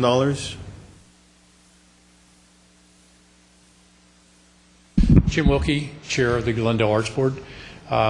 We have looked at raising $1.2 million. We've started the analysis on how to go about doing it because we don't know where we are with, do we own it? Do we own the theater? We're getting a lot of response back from foundations, individuals, corporations that would be willing to assist us in raising the 1.2 or contribute. Until they know the status of the theater, they're not going to commit. So it's one of those, or between a rock and a hard place kind of things. We can't ask for the money until we know the status of the theater. Okay. So we've already started a plan and started analysis on the best way to approach it. Do you think in you can the raise thought that we will get the theater? Do you think you can raise that much? We believe we can. In this day and age, it's going to be tough, but we think we can, yes. Okay, thank you. As Anything for else? me, I also support the Alex. I think it's a great project, and the Alex is certainly a historic landmark for the city. I would also support directing some of the funds that are slated for other projects to this project, because I believe that and this is my opinion, that the Oversight Board and the state would be more, it would be more probable for them to approve a project on the Alex than any other project in the community, because of its historical significant value to the community. Where would we be without the Alex? From the Armenian genocide commemoration to the cultural and programming and music and concerts that we have there, I think we need to really push on all fronts, political, financial, community, to try and get this. I mean, we can't lose the Alex. That would be just, I don't know what to say, but There's one other event that's held there, and when it comes Oscar time, the Alex is the only theater in the San Fernando Valley that can show movies that are premiered for the Oscars for the voters. The only theater. Sweden. Well, I've been raising the alarm for months now about the possibility of us losing the Alex Theater at the state, taking it or selling it. Ultimately, it's going to be up to the Department of Finance. They'll make that ultimate decision. I think the Alex, Glendale Arts is in a pickle because until they know whether they're going to be able to retain the theater, they're not going to be able to raise very much money, not any significant money. So I hope that we can resolve this soon. I would support, if you think strategically it works, going in and asking for funding their full project and making the argument that it's going to be difficult for them to operate and be viable without all of those amenities that make them attractive to different types of productions. But give the option to the Oversight Committee so that they can, at the very least, adopt the recommendation. But who knows? Stranger things have happened. And if we can get more money for that project, that would be great. Thank you. Okay, do you have enough direction? Yes, sir. Okay, number 3, Courtyard by Marriott. This is an underutilized parking lot that is owned by the redevelopment agency, now the successor agency, at the northeast corner of Central and Wilson. The project that you have approved, the redevelopment agency, is a market rate project, 173-room Courtyard by Marriott. On this project, it includes minor space, commercial space on the ground floor, and this is the first public art project that you approved on this project under our urban art program. We entered into a disposition development agreement and ground lease to build the hotel. The original scope had 174 parking spaces and 3 subterranean levels of a garage. As I said, it is a market rate transaction. There is no agency assistance on this other than leasing them the property at a market rate. There is an option to purchase 5 to 7 years out. As the developer moved forward in starting to draw up these plans and final their budget, they realized that building 3 levels subterranean on this tight spot is probably not economically viable. It's not economically viable. So they did a parking demand study, and this is really to say, what is the actual demand? How many parking spaces do you need? We currently have one space per hotel room. The developer had looked and surveyed other hotels, namely the Hilton and our own Embassy Suites, and concluded that you probably needed 0.65 to spaces per room, which gives you 112.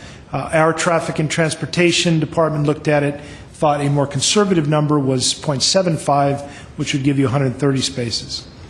The proposal that the developer is making now to build this is to use some existing city tools, tools that you've already approved through the City Council that are in our Glendale Municipal Code to meet this parking requirement. They would use these 3 tools, a parking reduction permit, in-loop parking, and then they would lease spaces.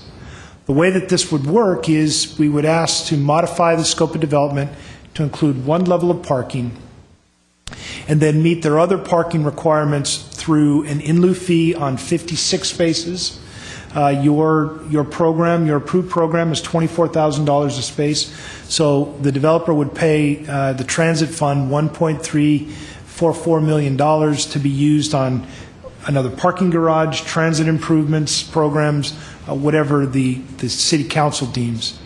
Then they would also lease 74 spaces at the Orange Street garage, $360 a stall. That generates about another $26,000. We would have them do this all year long. It is anticipated that they might need to... 6,000 is per month or per That is year? per month. Per month? I'm sorry. That is per year. Per year. Per year. It's each year that they're paying it. Correct. To the transit fund. We think that they would use the spillover spaces in that garage maybe at the holiday time and just a handful of times during the year. But we would require that they lease those spaces for the entire year. Second piece that is being required is to modify the schedule of performance to account for the delays in AB X126. As Mr. Wilkie said, there is some question on donors wanting to donate to the Alex. We're running into the same problem. Well, are you going to be able to do this project with lenders? The developer has a lender that is solid, but needs some assurance that this proposal is acceptable. All of these changes, all of these amendments are within the authority already granted in the document, so it does not need oversight review approval. We're asking you to direct the city manager, executive director, to make these amendments administratively. Finally, this project generates about $500,000 or more in transit occupancy tax upon stabilization. So this is one of those examples where we're using redevelopment to eliminate blight, but also to support the general fund.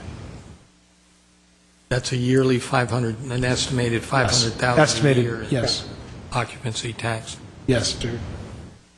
Start with Mr. Weaver, then Mr. Menuchyan. Yeah, I was pretty vocal in closed session when this came up, because you're eliminating 2 underground floors of public parking, which I consider to be a major change in the project. And I want to make sure it was aired out here so all the public understands what is going on. The reality has been, in my years on the council, developers usually coming to us for asking concessions from us, the city, to give them more. In this case, the developer is giving it to us, getting over $1.3 million into the parking fund, which will be handy, is great. The TOT and the leasing of the spaces brings up the point that I discussed with Mr. Ochoa. I still get frustrated with the over-design requirements put on developers for parking requirements in this city. It's clearly overstated, whether it's for apartments, for seniors, for singles, for commercial, for hotels. There's a business class hotel. Yeah, common sense. Most people will fly into Burbank, Bob Hope Airport. Yeah, and take a shuttle or a taxi over to the hotel. They're not going to be driving cars in there. So why are we requiring 3 levels of parking to begin with? No common sense to that. I've told Mr. Ochoa, we need to look at the doggone parking requirements again for all kinds of parking, because when developers come, so much cost is sunk into the parking structures underneath it or adjacent to it that it can price developers out of the business. They just won't come. So that is something we have to look at again. I agree with doing this. I was against the Marriott to begin with, and I remember finally when I saw the final renderings said, I got to vote for this because I want to come down and eat at the hotel. It's going to be a beautiful interior. So, and talk about an unused parking lot, that's about as unused a parking lot as you can get. So to make it a great anchor on that end of the street. So I'm all for it. Mr. Menuchyan. This project started back in 2007 because I remember the discussions back then early on. I'm just curious, how can a developer propose a project with 3 subterranean parking levels, and then during the times when the economy is high and the prices for materials is high, propose a project, and then 3 years later and come and say that it's, oh, by the way, now that the economy is down and the pricing for the material is not as expensive as it was in 2007 and 2008 when they did their numbers, how can they come today and say that it's not economically feasible or it's too expensive to build these parking levels? Don't they do their homework before when they say, okay, let's go through with this project? Isn't it profitable at some point before they make the decision and come to the city with 3 subterranean parking levels, the hotel and all of that? Isn't it profitable before they come to the city? And why are they coming to us now and saying that, although, listen, the way the city is right now in terms of funding, I would like to see the $1.3 million and the TOT tax. I don't know when it will be built, whether it's a year, 2 years, 3 years. It's been 4 years already, 5 years since this project was proposed. Why I don't understand. Why is it that they're coming to us now saying it's not affordable? May I try to answer that? I know the Marriott people were approached, and they were asked, you require all the levels of parking? Do you want it all on site? Or can we pay an in lieu fee and park outside? Marriott says we could care less. Whichever. Now, the time of construction is shortened quite a bit, because to dig that hole in the wall and come up to ground level with 3 stories is considerable. Time is money. And then the cost of materials, for the most part, continue to go up. There's generally 2 things, and I'd have to defer to Phil about this specifically, but the licensing and franchising plays a part, certainly, of what is actually required from the reservation system as to what is the profile for the project that they need. But then also, as projects get closer and closer to their actual construction, the value engineering that goes on basically forces the developer to look for ways to eliminate risk. And as Mr. Weaver points out, going down 3 levels, if your franchise isn't requiring it, you can get away from it and mitigate your risk. Then that's what you want to do. Now, the difference here is that they aren't just taking that money and putting it in their pocket and calling it a profit for the developer. The staff has negotiated with them to use the tools that exist for the city today and extract the money. How much would it cost the additional 2 levels of parking to the developer? About $30,000 per stall. I don't know how many. It's about $30,000 per stall as you go down. I don't know how many spaces per level. I don't know how many were It supposed was to be there. about $3.5 million to put those additional 2 levels. Like 74 times, yeah. So about 100 stalls, basically? Well, Levels? if they're going to have 74 on one, it'd be 140 some more that are not going to go in. No exported dirt. Mr. Najarian. 74? How many stalls? The 2 levels? Well, the one level was 74. There were 174 in 3 levels, and I believe they're now down to 56 in 1. Okay, 56 So then. about 120. Yes, $3.6 million? yes. So, Mr. Najarian. anyway, this is already entitled, isn't it? Haven't we all, we've done that? But it- Fully entitled project. But it and it's an raises a enforceable question, obligation. however, if we're, the lease then, the ground lease would then return to the state. I mean, the actual ownership of that would return to the state, would it not? No. It is an enforceable obligation that is retained by the successor agency. Even a lease? The lease is, but the revenue from the lease would go back to the property tax trust fund. Right.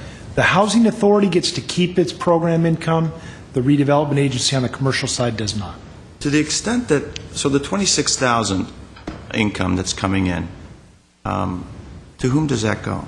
That goes to the city and would continue to go to the city. Even though it's an asset that, It's a city program. It is a city facility that where you're leasing it, it's completely devoid and separate from the agency. You are merely allowing the developer to use city tools to meet the parking requirement that the city imposes. let me not focus on this project in particular, because I'm sort of brainstorming here.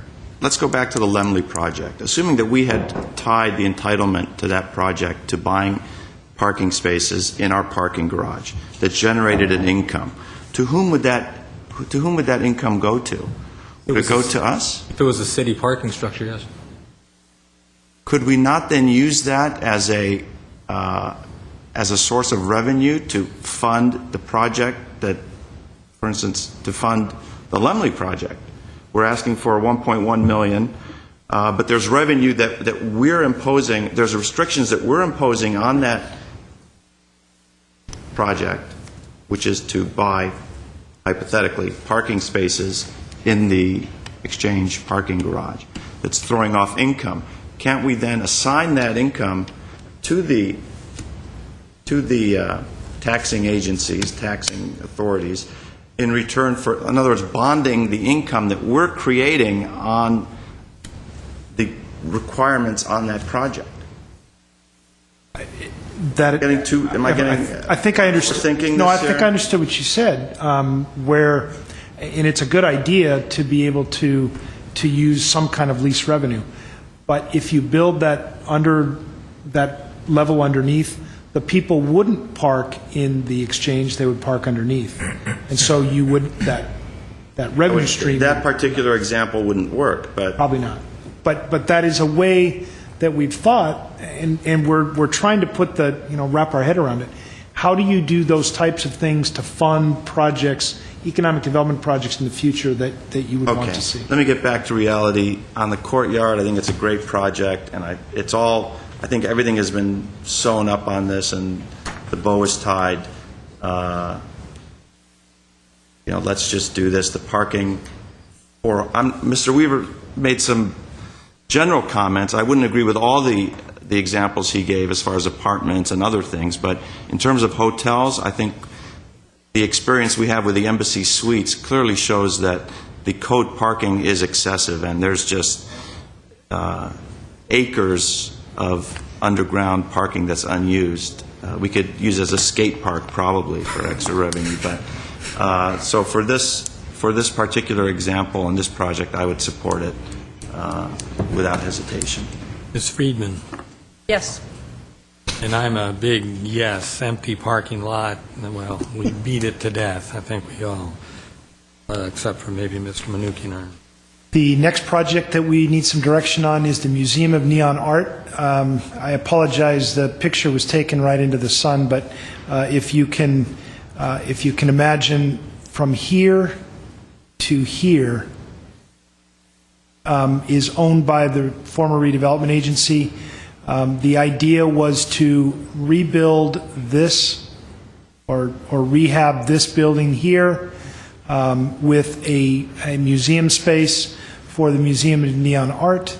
This would be used as a paseo to get people from that commercial side on the west into the civic complex of the Central Library, ARC, and Central Park. And this is a rendering of the building with the iconic sign and then the paseo here. Part of this project is openings along this side that allow the museum and signage to spill out into the paseo and help attract some interest for people to move into the civic complex. So again, it's a ground lease with the Museum of Neon Art. We modify the existing buildings and create a paseo.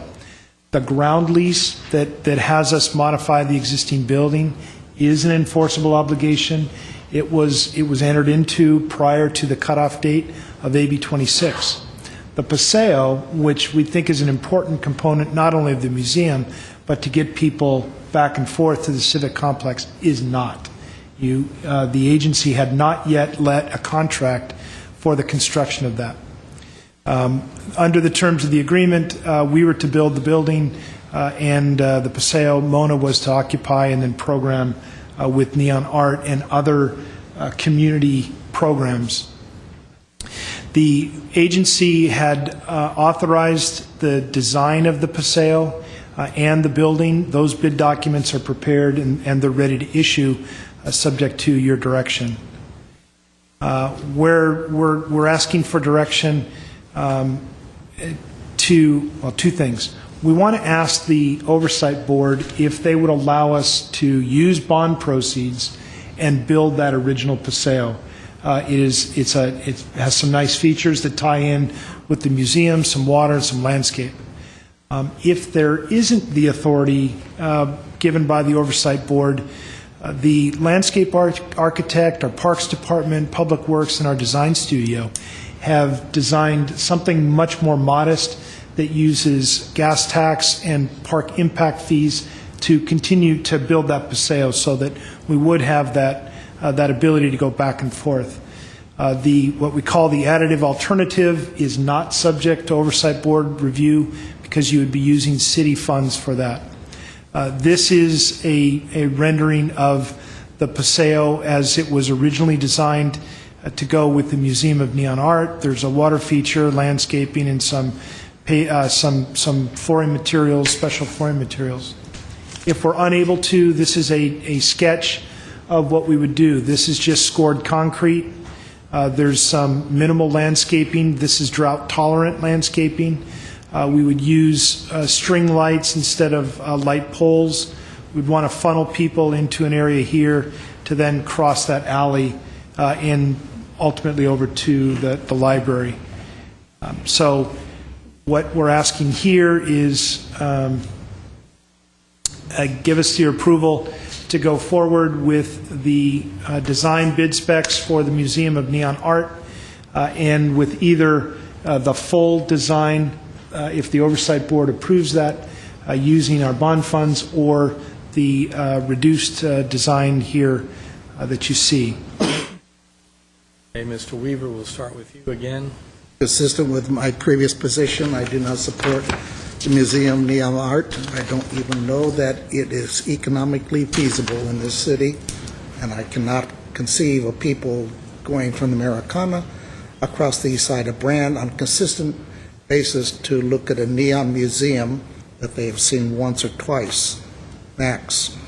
So, like I said, I don't mind the building going in, the landscaping going in, but the tenant, no. But I guess I'm voting on the Neon Museum. I Okay, oppose. well, we'll go with Ms. Friedman for a counterpoint. No, I just That's a good way of putting it. I just have a point of order. We're just talking about the Paseo, right? I mean, the Museum of Neon Art, we're not talking about that. We're talking about the Paseo. We are Is that what we're being asked to approve? actually both. We're asking you for direction to go out to bid on the museum Right, building. but that's an enforceable obligation. We don't have the legal ability at this point. We're not re-voting on the Museum of Neon Art, correct? That is an enforceable obligation. Right. And So I we're asking I you, just want to be sure we all understand what we're actually being asked to decide on, which is to go out to bid on a project that's already, we're legally obligated to go forward with, plus the alternatives for the Paseo, about asking the Oversight Board to kick in the money to do the original beautiful Paseo, which would be like a little mini park for the community, and bring them into the Central Park, or this scaled-down version. correct. Okay, I just want to be sure that I understand what you're asking direction on. Thank you, Mr. Mayor. All right, and Mr. Manukian. Yes, I'm just curious, how much money are we sinking into this building again? Is it $1 million you have? I know you have $1 million set aside for this in some fund that I saw during the budget. It is approximately $2.5 million to do our work, and then there's For building improvements, leasehold improvements, how much is it? there is a amount reserved $1 million. So we're spending $1 million, and are we renting it at market rate? No, we are not. And how much of a discount are we giving? It was, I can't tell you the market rate. The first 2 years were no rent. The next No rent? No rent at all. The next 3 years were at $2,500, and then it went to $5,000 with a split of profit above $600,000. Right. You know, the mayor mentioned the Crusoe project, giving away land. I learned from that experience because during those proceedings, if you remember, Frank, I asked the staff and I asked them, can we lease the land as opposed to giving it away? They said, no, the project does not work. That's why we voted into including the land into the project, and the project moved forward. Later on, I found out that, no, we could have leased the land to them. So at this point, here we are, we're spending $2.5 million for this project. We're giving away the land on Wilson and Maryland. We're paying another $1 million or so on that project. And what are we getting? What are we getting in return? Nothing, as far as this project is concerned. Nothing substantial that says this is an important aspect of Glendale's history, or it has some sort of tie with Glendale. Second, economics is completely off on this project. I understand bringing a museum of some kind into the city because some people might think that our city is devoid of culture, maybe, which I don't agree with. But putting so much money and giving away so much for a project, and I'm not, that doesn't represent anything for me in terms of the city. It just doesn't make sense financially. I've never been to Museum of Neon Art anywhere. I understand they're in Los Angeles, and I haven't seen their financials. I haven't seen what they're capable of doing financially. Are they a viable organization? Have they raised funds in the past? Even if we do give them 2 years of free rent, are they able to continue with paying the new rent after 2 years? I just am not in support of it. And then if there are any landowners who are willing to give me 2 years of free rent, I would like to actually talk with them because I might be interested in it. I have a lot of businesses that would be willing to take up that offer. I just can't imagine going forward with this project. I would prefer that $1 million that's set aside for leasehold improvements for this project. I would rather have it go to the Alex and have the Alex renovated, have the Alex completed, including the additional building that we said is not part of the project now. Now, the Alex certainly represents a great historical resource for the city of Glendale, and it has ties to the city of Glendale and its history. That is something that I would support, but Museum of Neon Art, no. While I don't necessarily disagree with many of his points, isn't that a moot point in the sense that the contract's been signed? And Lease was fully executed on March 23, 2011. So existing enforceable obligation, and the parties to the lease have, all rights, duties, including under the law, to request specific performance on behalf of the other party to perform, and in the event of non-performance, they could seek damages at law, which would up to and including the money that's on the table for the tenant allowance, which would be the $1 million, and additional damages according to proof. Right, so the only if the Museum of Neon Art doesn't perform, would we be able to... Yeah, if they come in and they don't perform, they can't pay the lease. Lease, you mean they can't pay zero lease? Well, that's true. It's 2 years. They can operate. Great. After 2 years, and they can't afford I'll to come pay, in and operate a museum at zero lease. we get an empty building. All right, Mr. Najarian is next. The ground lease itself is an enforceable obligation.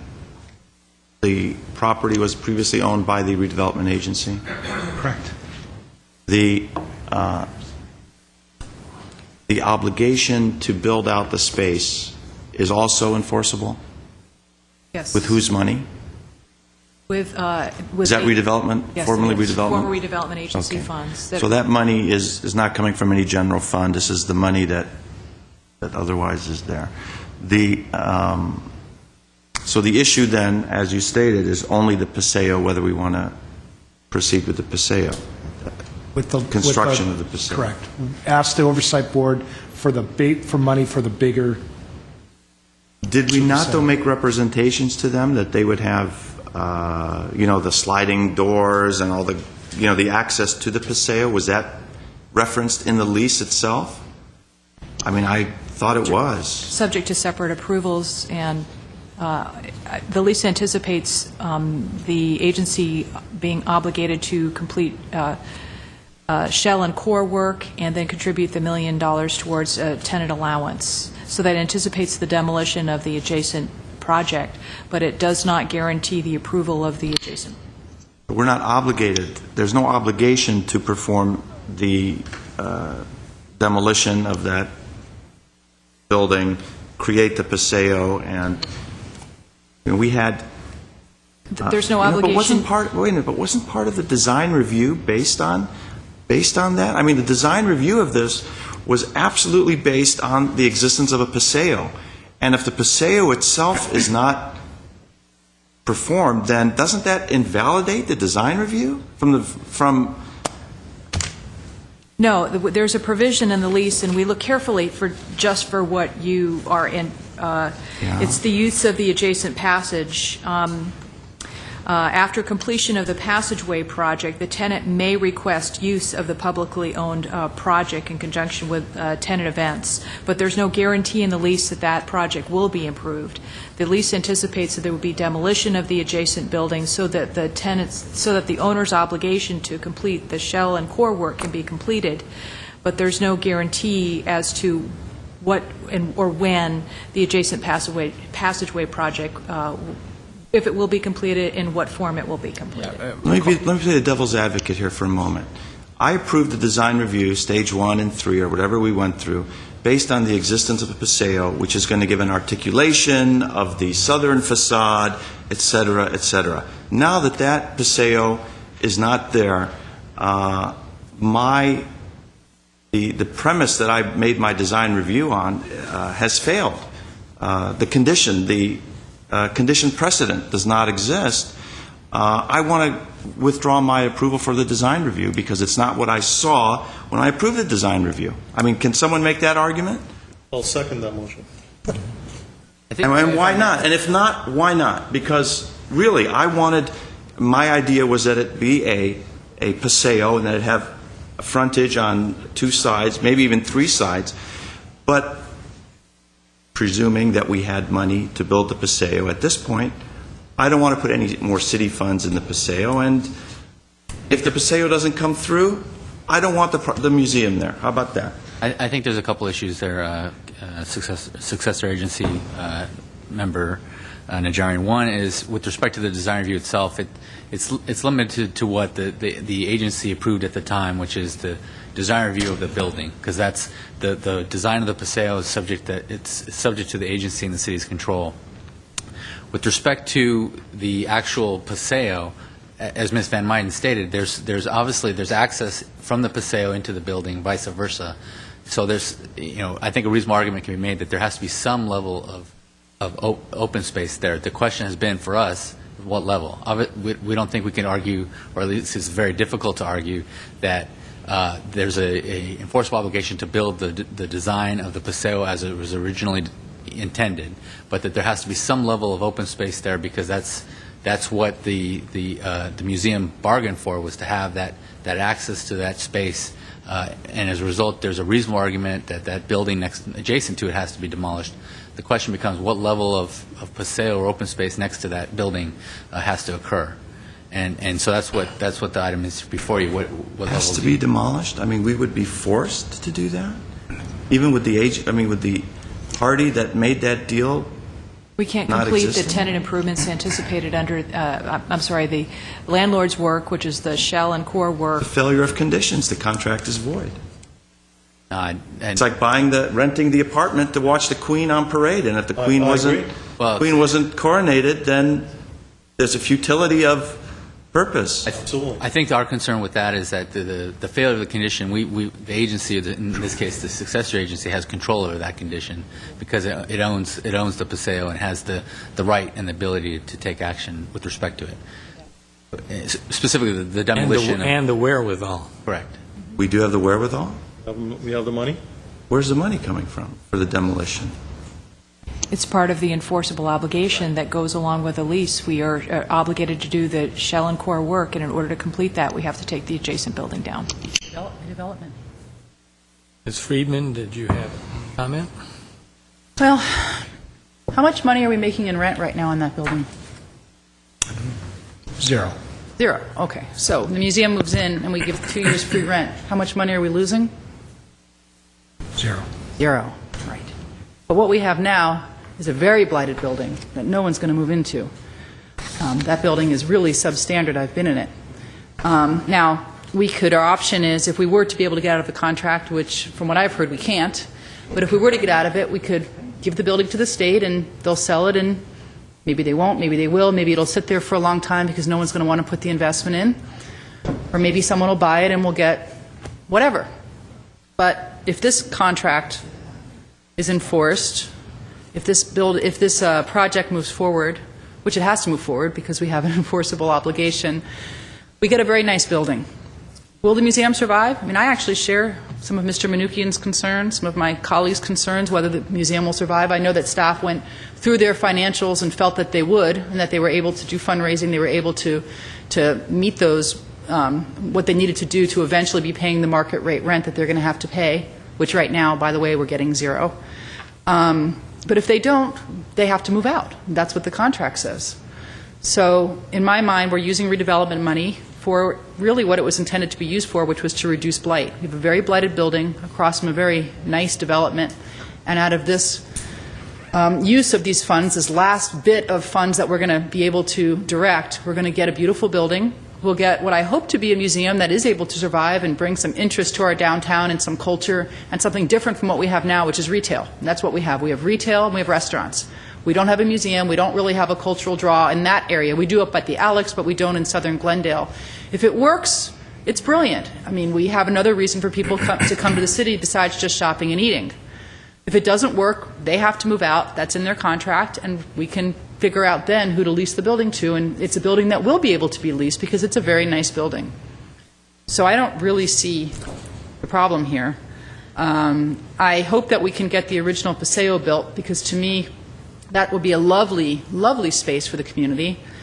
And I think whatever arguments you can make to the Oversight Committee to make that happen, I thought Mr. Najarian was going in the direction of that was an argument that we make to the Oversight Committee, that we all approve that as part of the approval of this building, and therefore they should go forward with that, and that the museum is relying on that to be able to use it for functions, and that's part of their financials. I hope we're going to make that kind of an argument, because I do think it would help the museum to be able to have functions in a beautiful space like that. But in lieu of that, I certainly think we need a pass-through there. I think it would be, something very nice for the whole community, and certainly open Central Park up to a street elevation that has pedestrians, where Colorado in that area really doesn't have a lot of pedestrians, so it's not really inviting pedestrians to come into the park.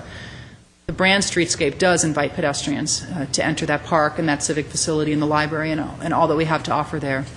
So I certainly am for your plan. I'm not convinced about the design of the Paseo that you showed. I'd like to know more about that before we go forward with that, but I'm not sure that we're actually approving that right now. I think you're just showing us kind of an idea of something that you might maybe want to do. Yes, and it will come back as a design build additive alternative when we bring the spec package to you. We won't do that, though, until we know from the Oversight Board whether we're able to build the larger project, in which case this is moot. But let me just say lastly that if my colleagues think that they're voting against the museum here, and that that's the reason they're going to vote no on this, they're wrong. You don't have the ability to vote against the museum right now. That's done. All you're voting against, I think, is us asking to have the Paseo built. So I think you should think hard about that, because the museum without the Paseo, I think, really offers a lot less to the community than a nice Paseo/park in that location. Okay, for myself, from the very beginning, I saw this as an opportunity to rehab a building that's definitely in need of rehab. My original choice would have been to create a much larger space to knock the whole building down, actually, and to turn it into I don't know whether it would be a Paseo or a mini park. It would be a public space. There's a lot of square footage there on Brand, and that would give you a clear shot to the library and all of the park, the Central Park, and all of the activities that that currently take place there and will be taking place there. However, we decided to rehab the building and to create what's a fairly nice Paseo. So whether the Mona works or doesn't work, we'll see. We'll see. The bottom line is that the City of Glendale will have a beautiful building that's been rehabbed that'll be available for either other uses as a museum or some other activity. It's a tremendous design. So I want to continue to go forward, and legally there's nothing we can do but go forward. In terms of the Paseo, even though we're talking about a scaled-down design, I think we can probably come up with something much better. Having spent countless months re-landscaping my house and my son's house, I think we can come up with a better design than that, at minimal cost, obviously. I don't think we need to spend a whole lot of money, but anyway, we're not going to take any votes, but I'm generally in favor. I've got a couple of questions. By Mr. Mnuchin first and Mr. Najarian. Does the Oversight Board have to approve this project? They would have Funding? They have to approve it as well, right? Like all funding the other projects? the funding for the larger Paseo, yes. If we were to go with the larger, originally envisioned Paseo, yes. Okay, And then the state. and the $1 million in building improvements and all of that, do they have to approve that? That's an enforceable obligation. Okay, I would like to request the IRS Form 990s for the organization for the past 3 years. Good, is that what I couldn't get for the last 3 years? What do you mean you couldn't get? You asked for them. As for the financials, I never got them. I want it next week. That's a real easy document. They should have it, if they're a nonprofit, they should have it available to the public for inspection. And secondly, they should have it available to this agency, successor agency, and on demand whenever we ask for it. Actually, you should have it in your files, because if they did the financial analysis on it, they have to have the 990s to verify the figures that are being given to the agency by the organization. So I would like to request 3 years of the 990s. I'll second that. There's a whole, absolutely, but isn't there also a whole financial analysis that was done? You should also give that to Mr. Manukian, I think, as part of that. That's fine, but I just want the 990s. Let me just ask a quick question. So all nonprofits have to have a 990 on file? They all have to file a tax return, the 990s, depending on what kind of nonprofits they are. It's a threshold. And they have to have it available for inspection for the public ask. Mr. Natarian. So I got one.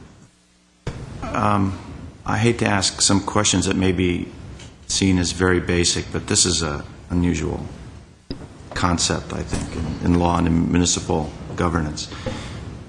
Who will be the owner of that building, regardless of the extent of the tenant improvements that we do? Who will be the owner? Right now, I mean, ultimately. right now, let me walk through the steps. Right now, the city is the owner of the building and will be the successor. If it comes back to the successor agency will hold it. As I said, we want to hang on to the land, To and come back to the successor agency. if the state says it must, Let's make it clear so people understand. if the Department of Finance says it must come back, then it will. Because it was paid for with Because- redevelopment agency funds at Correct. that time. So the successor agency will be the owner. We will hold on to that as long as we possibly can, till somebody orders us to, all of our properties we will, till somebody orders us to sell it. And they tell us how to sell it and all the terms and when we're supposed to sell it and all those How about the issues. rent? How about any income that would go? That would go to the owner at the time. That income will, if the successor agency owns it, that income will come back and it will go into the property trust fund. Now, again, we're holding all of our funds until we are absolutely they rip them out of our hand. So that money would come in and we would hold it with the rest of our funds. If we are absolutely compelled, it would go to the property trust fund and then be distributed. Glendale would receive about 13.7% of that. And that's why if Mona were to, on their own, decide that they didn't want to do this deal, then this property basically gets clawed back to the successor agency, gets liquidated under AB 26, and the funding goes to the property tax trust fund. So, And it could be anything. It could be back to a video arcade, No. if sold. Well, it would have to, if it's sold, it has to abide by our land use regulations. Okay, let me use another distasteful, at the low end of our zoning threshold use. We have one of those. I mean, right? I mean, the city would lose control, except for its zoning, through its zoning regulations, the type of business that could go in there. Now, let me, Mr. Ochoa told you if Mona decided not to do it. This is an enforceable obligation. We go forward, we build that building, they lease it. And now let's say that the state says, you absolutely have to sell it. We would go out to sell it. Whoever bought it would assume the lease and all the obligations and benefits of that agreement that the redevelopment agency entered into. Okay, thank you. All right. Well, I'm in support. Read the council members. Do you have consensus? Okay with that? I mean, it's not our money at this point. right. The deal with the museum is already done. Yes, sir. As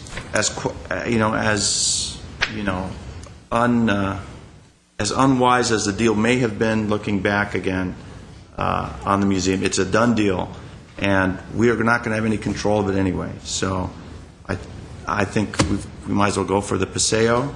Ask there's a lot of ifs in here as well, but let's go ahead and ask the Oversight Board for approval to fund that and get the Department of Finance to approve it, and if it does, then we've got something. If not, we haven't crossed those two hurdles, then All right, we're... Mr. Manukian, and then we'll move on. I was just curious, what if there was any misrepresentation made in terms of the financials of the project when the project was approved?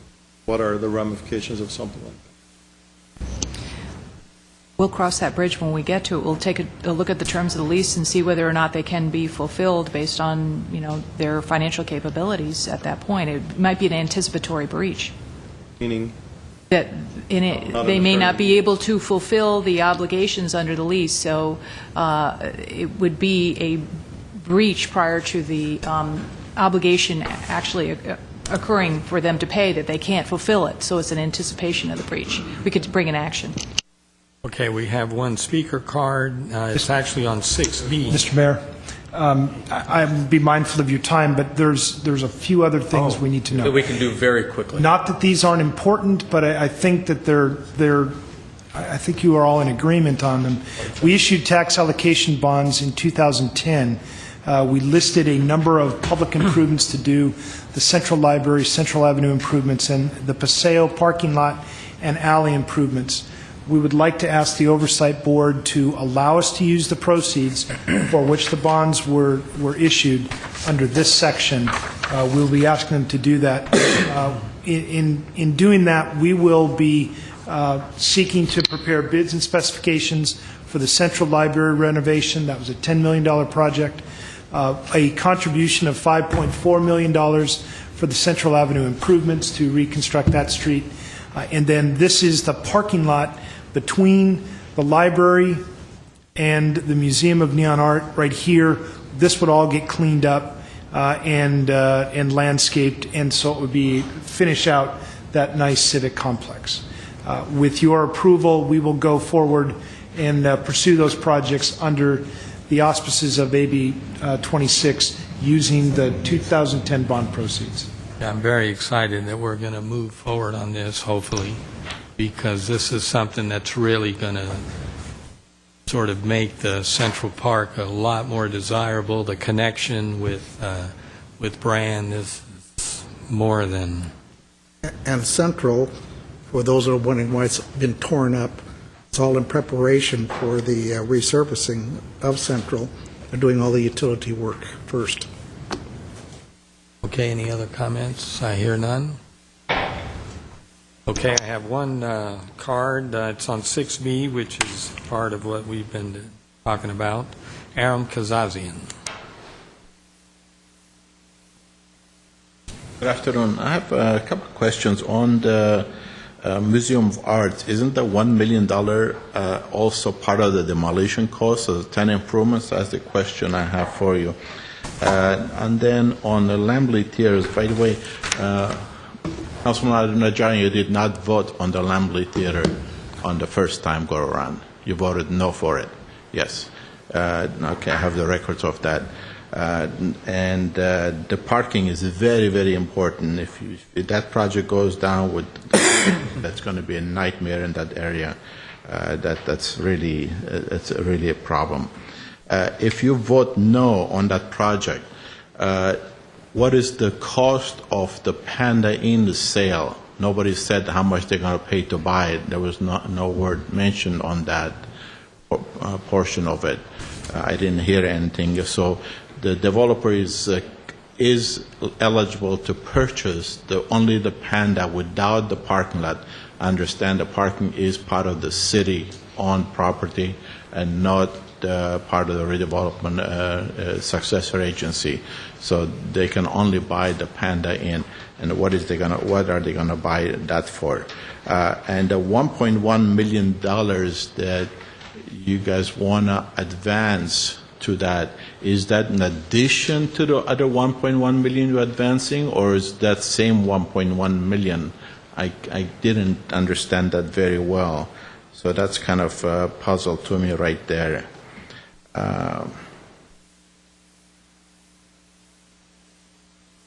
Yeah, it's funny. They say it's going to cost them, what, $2.4 million to build one level of parking.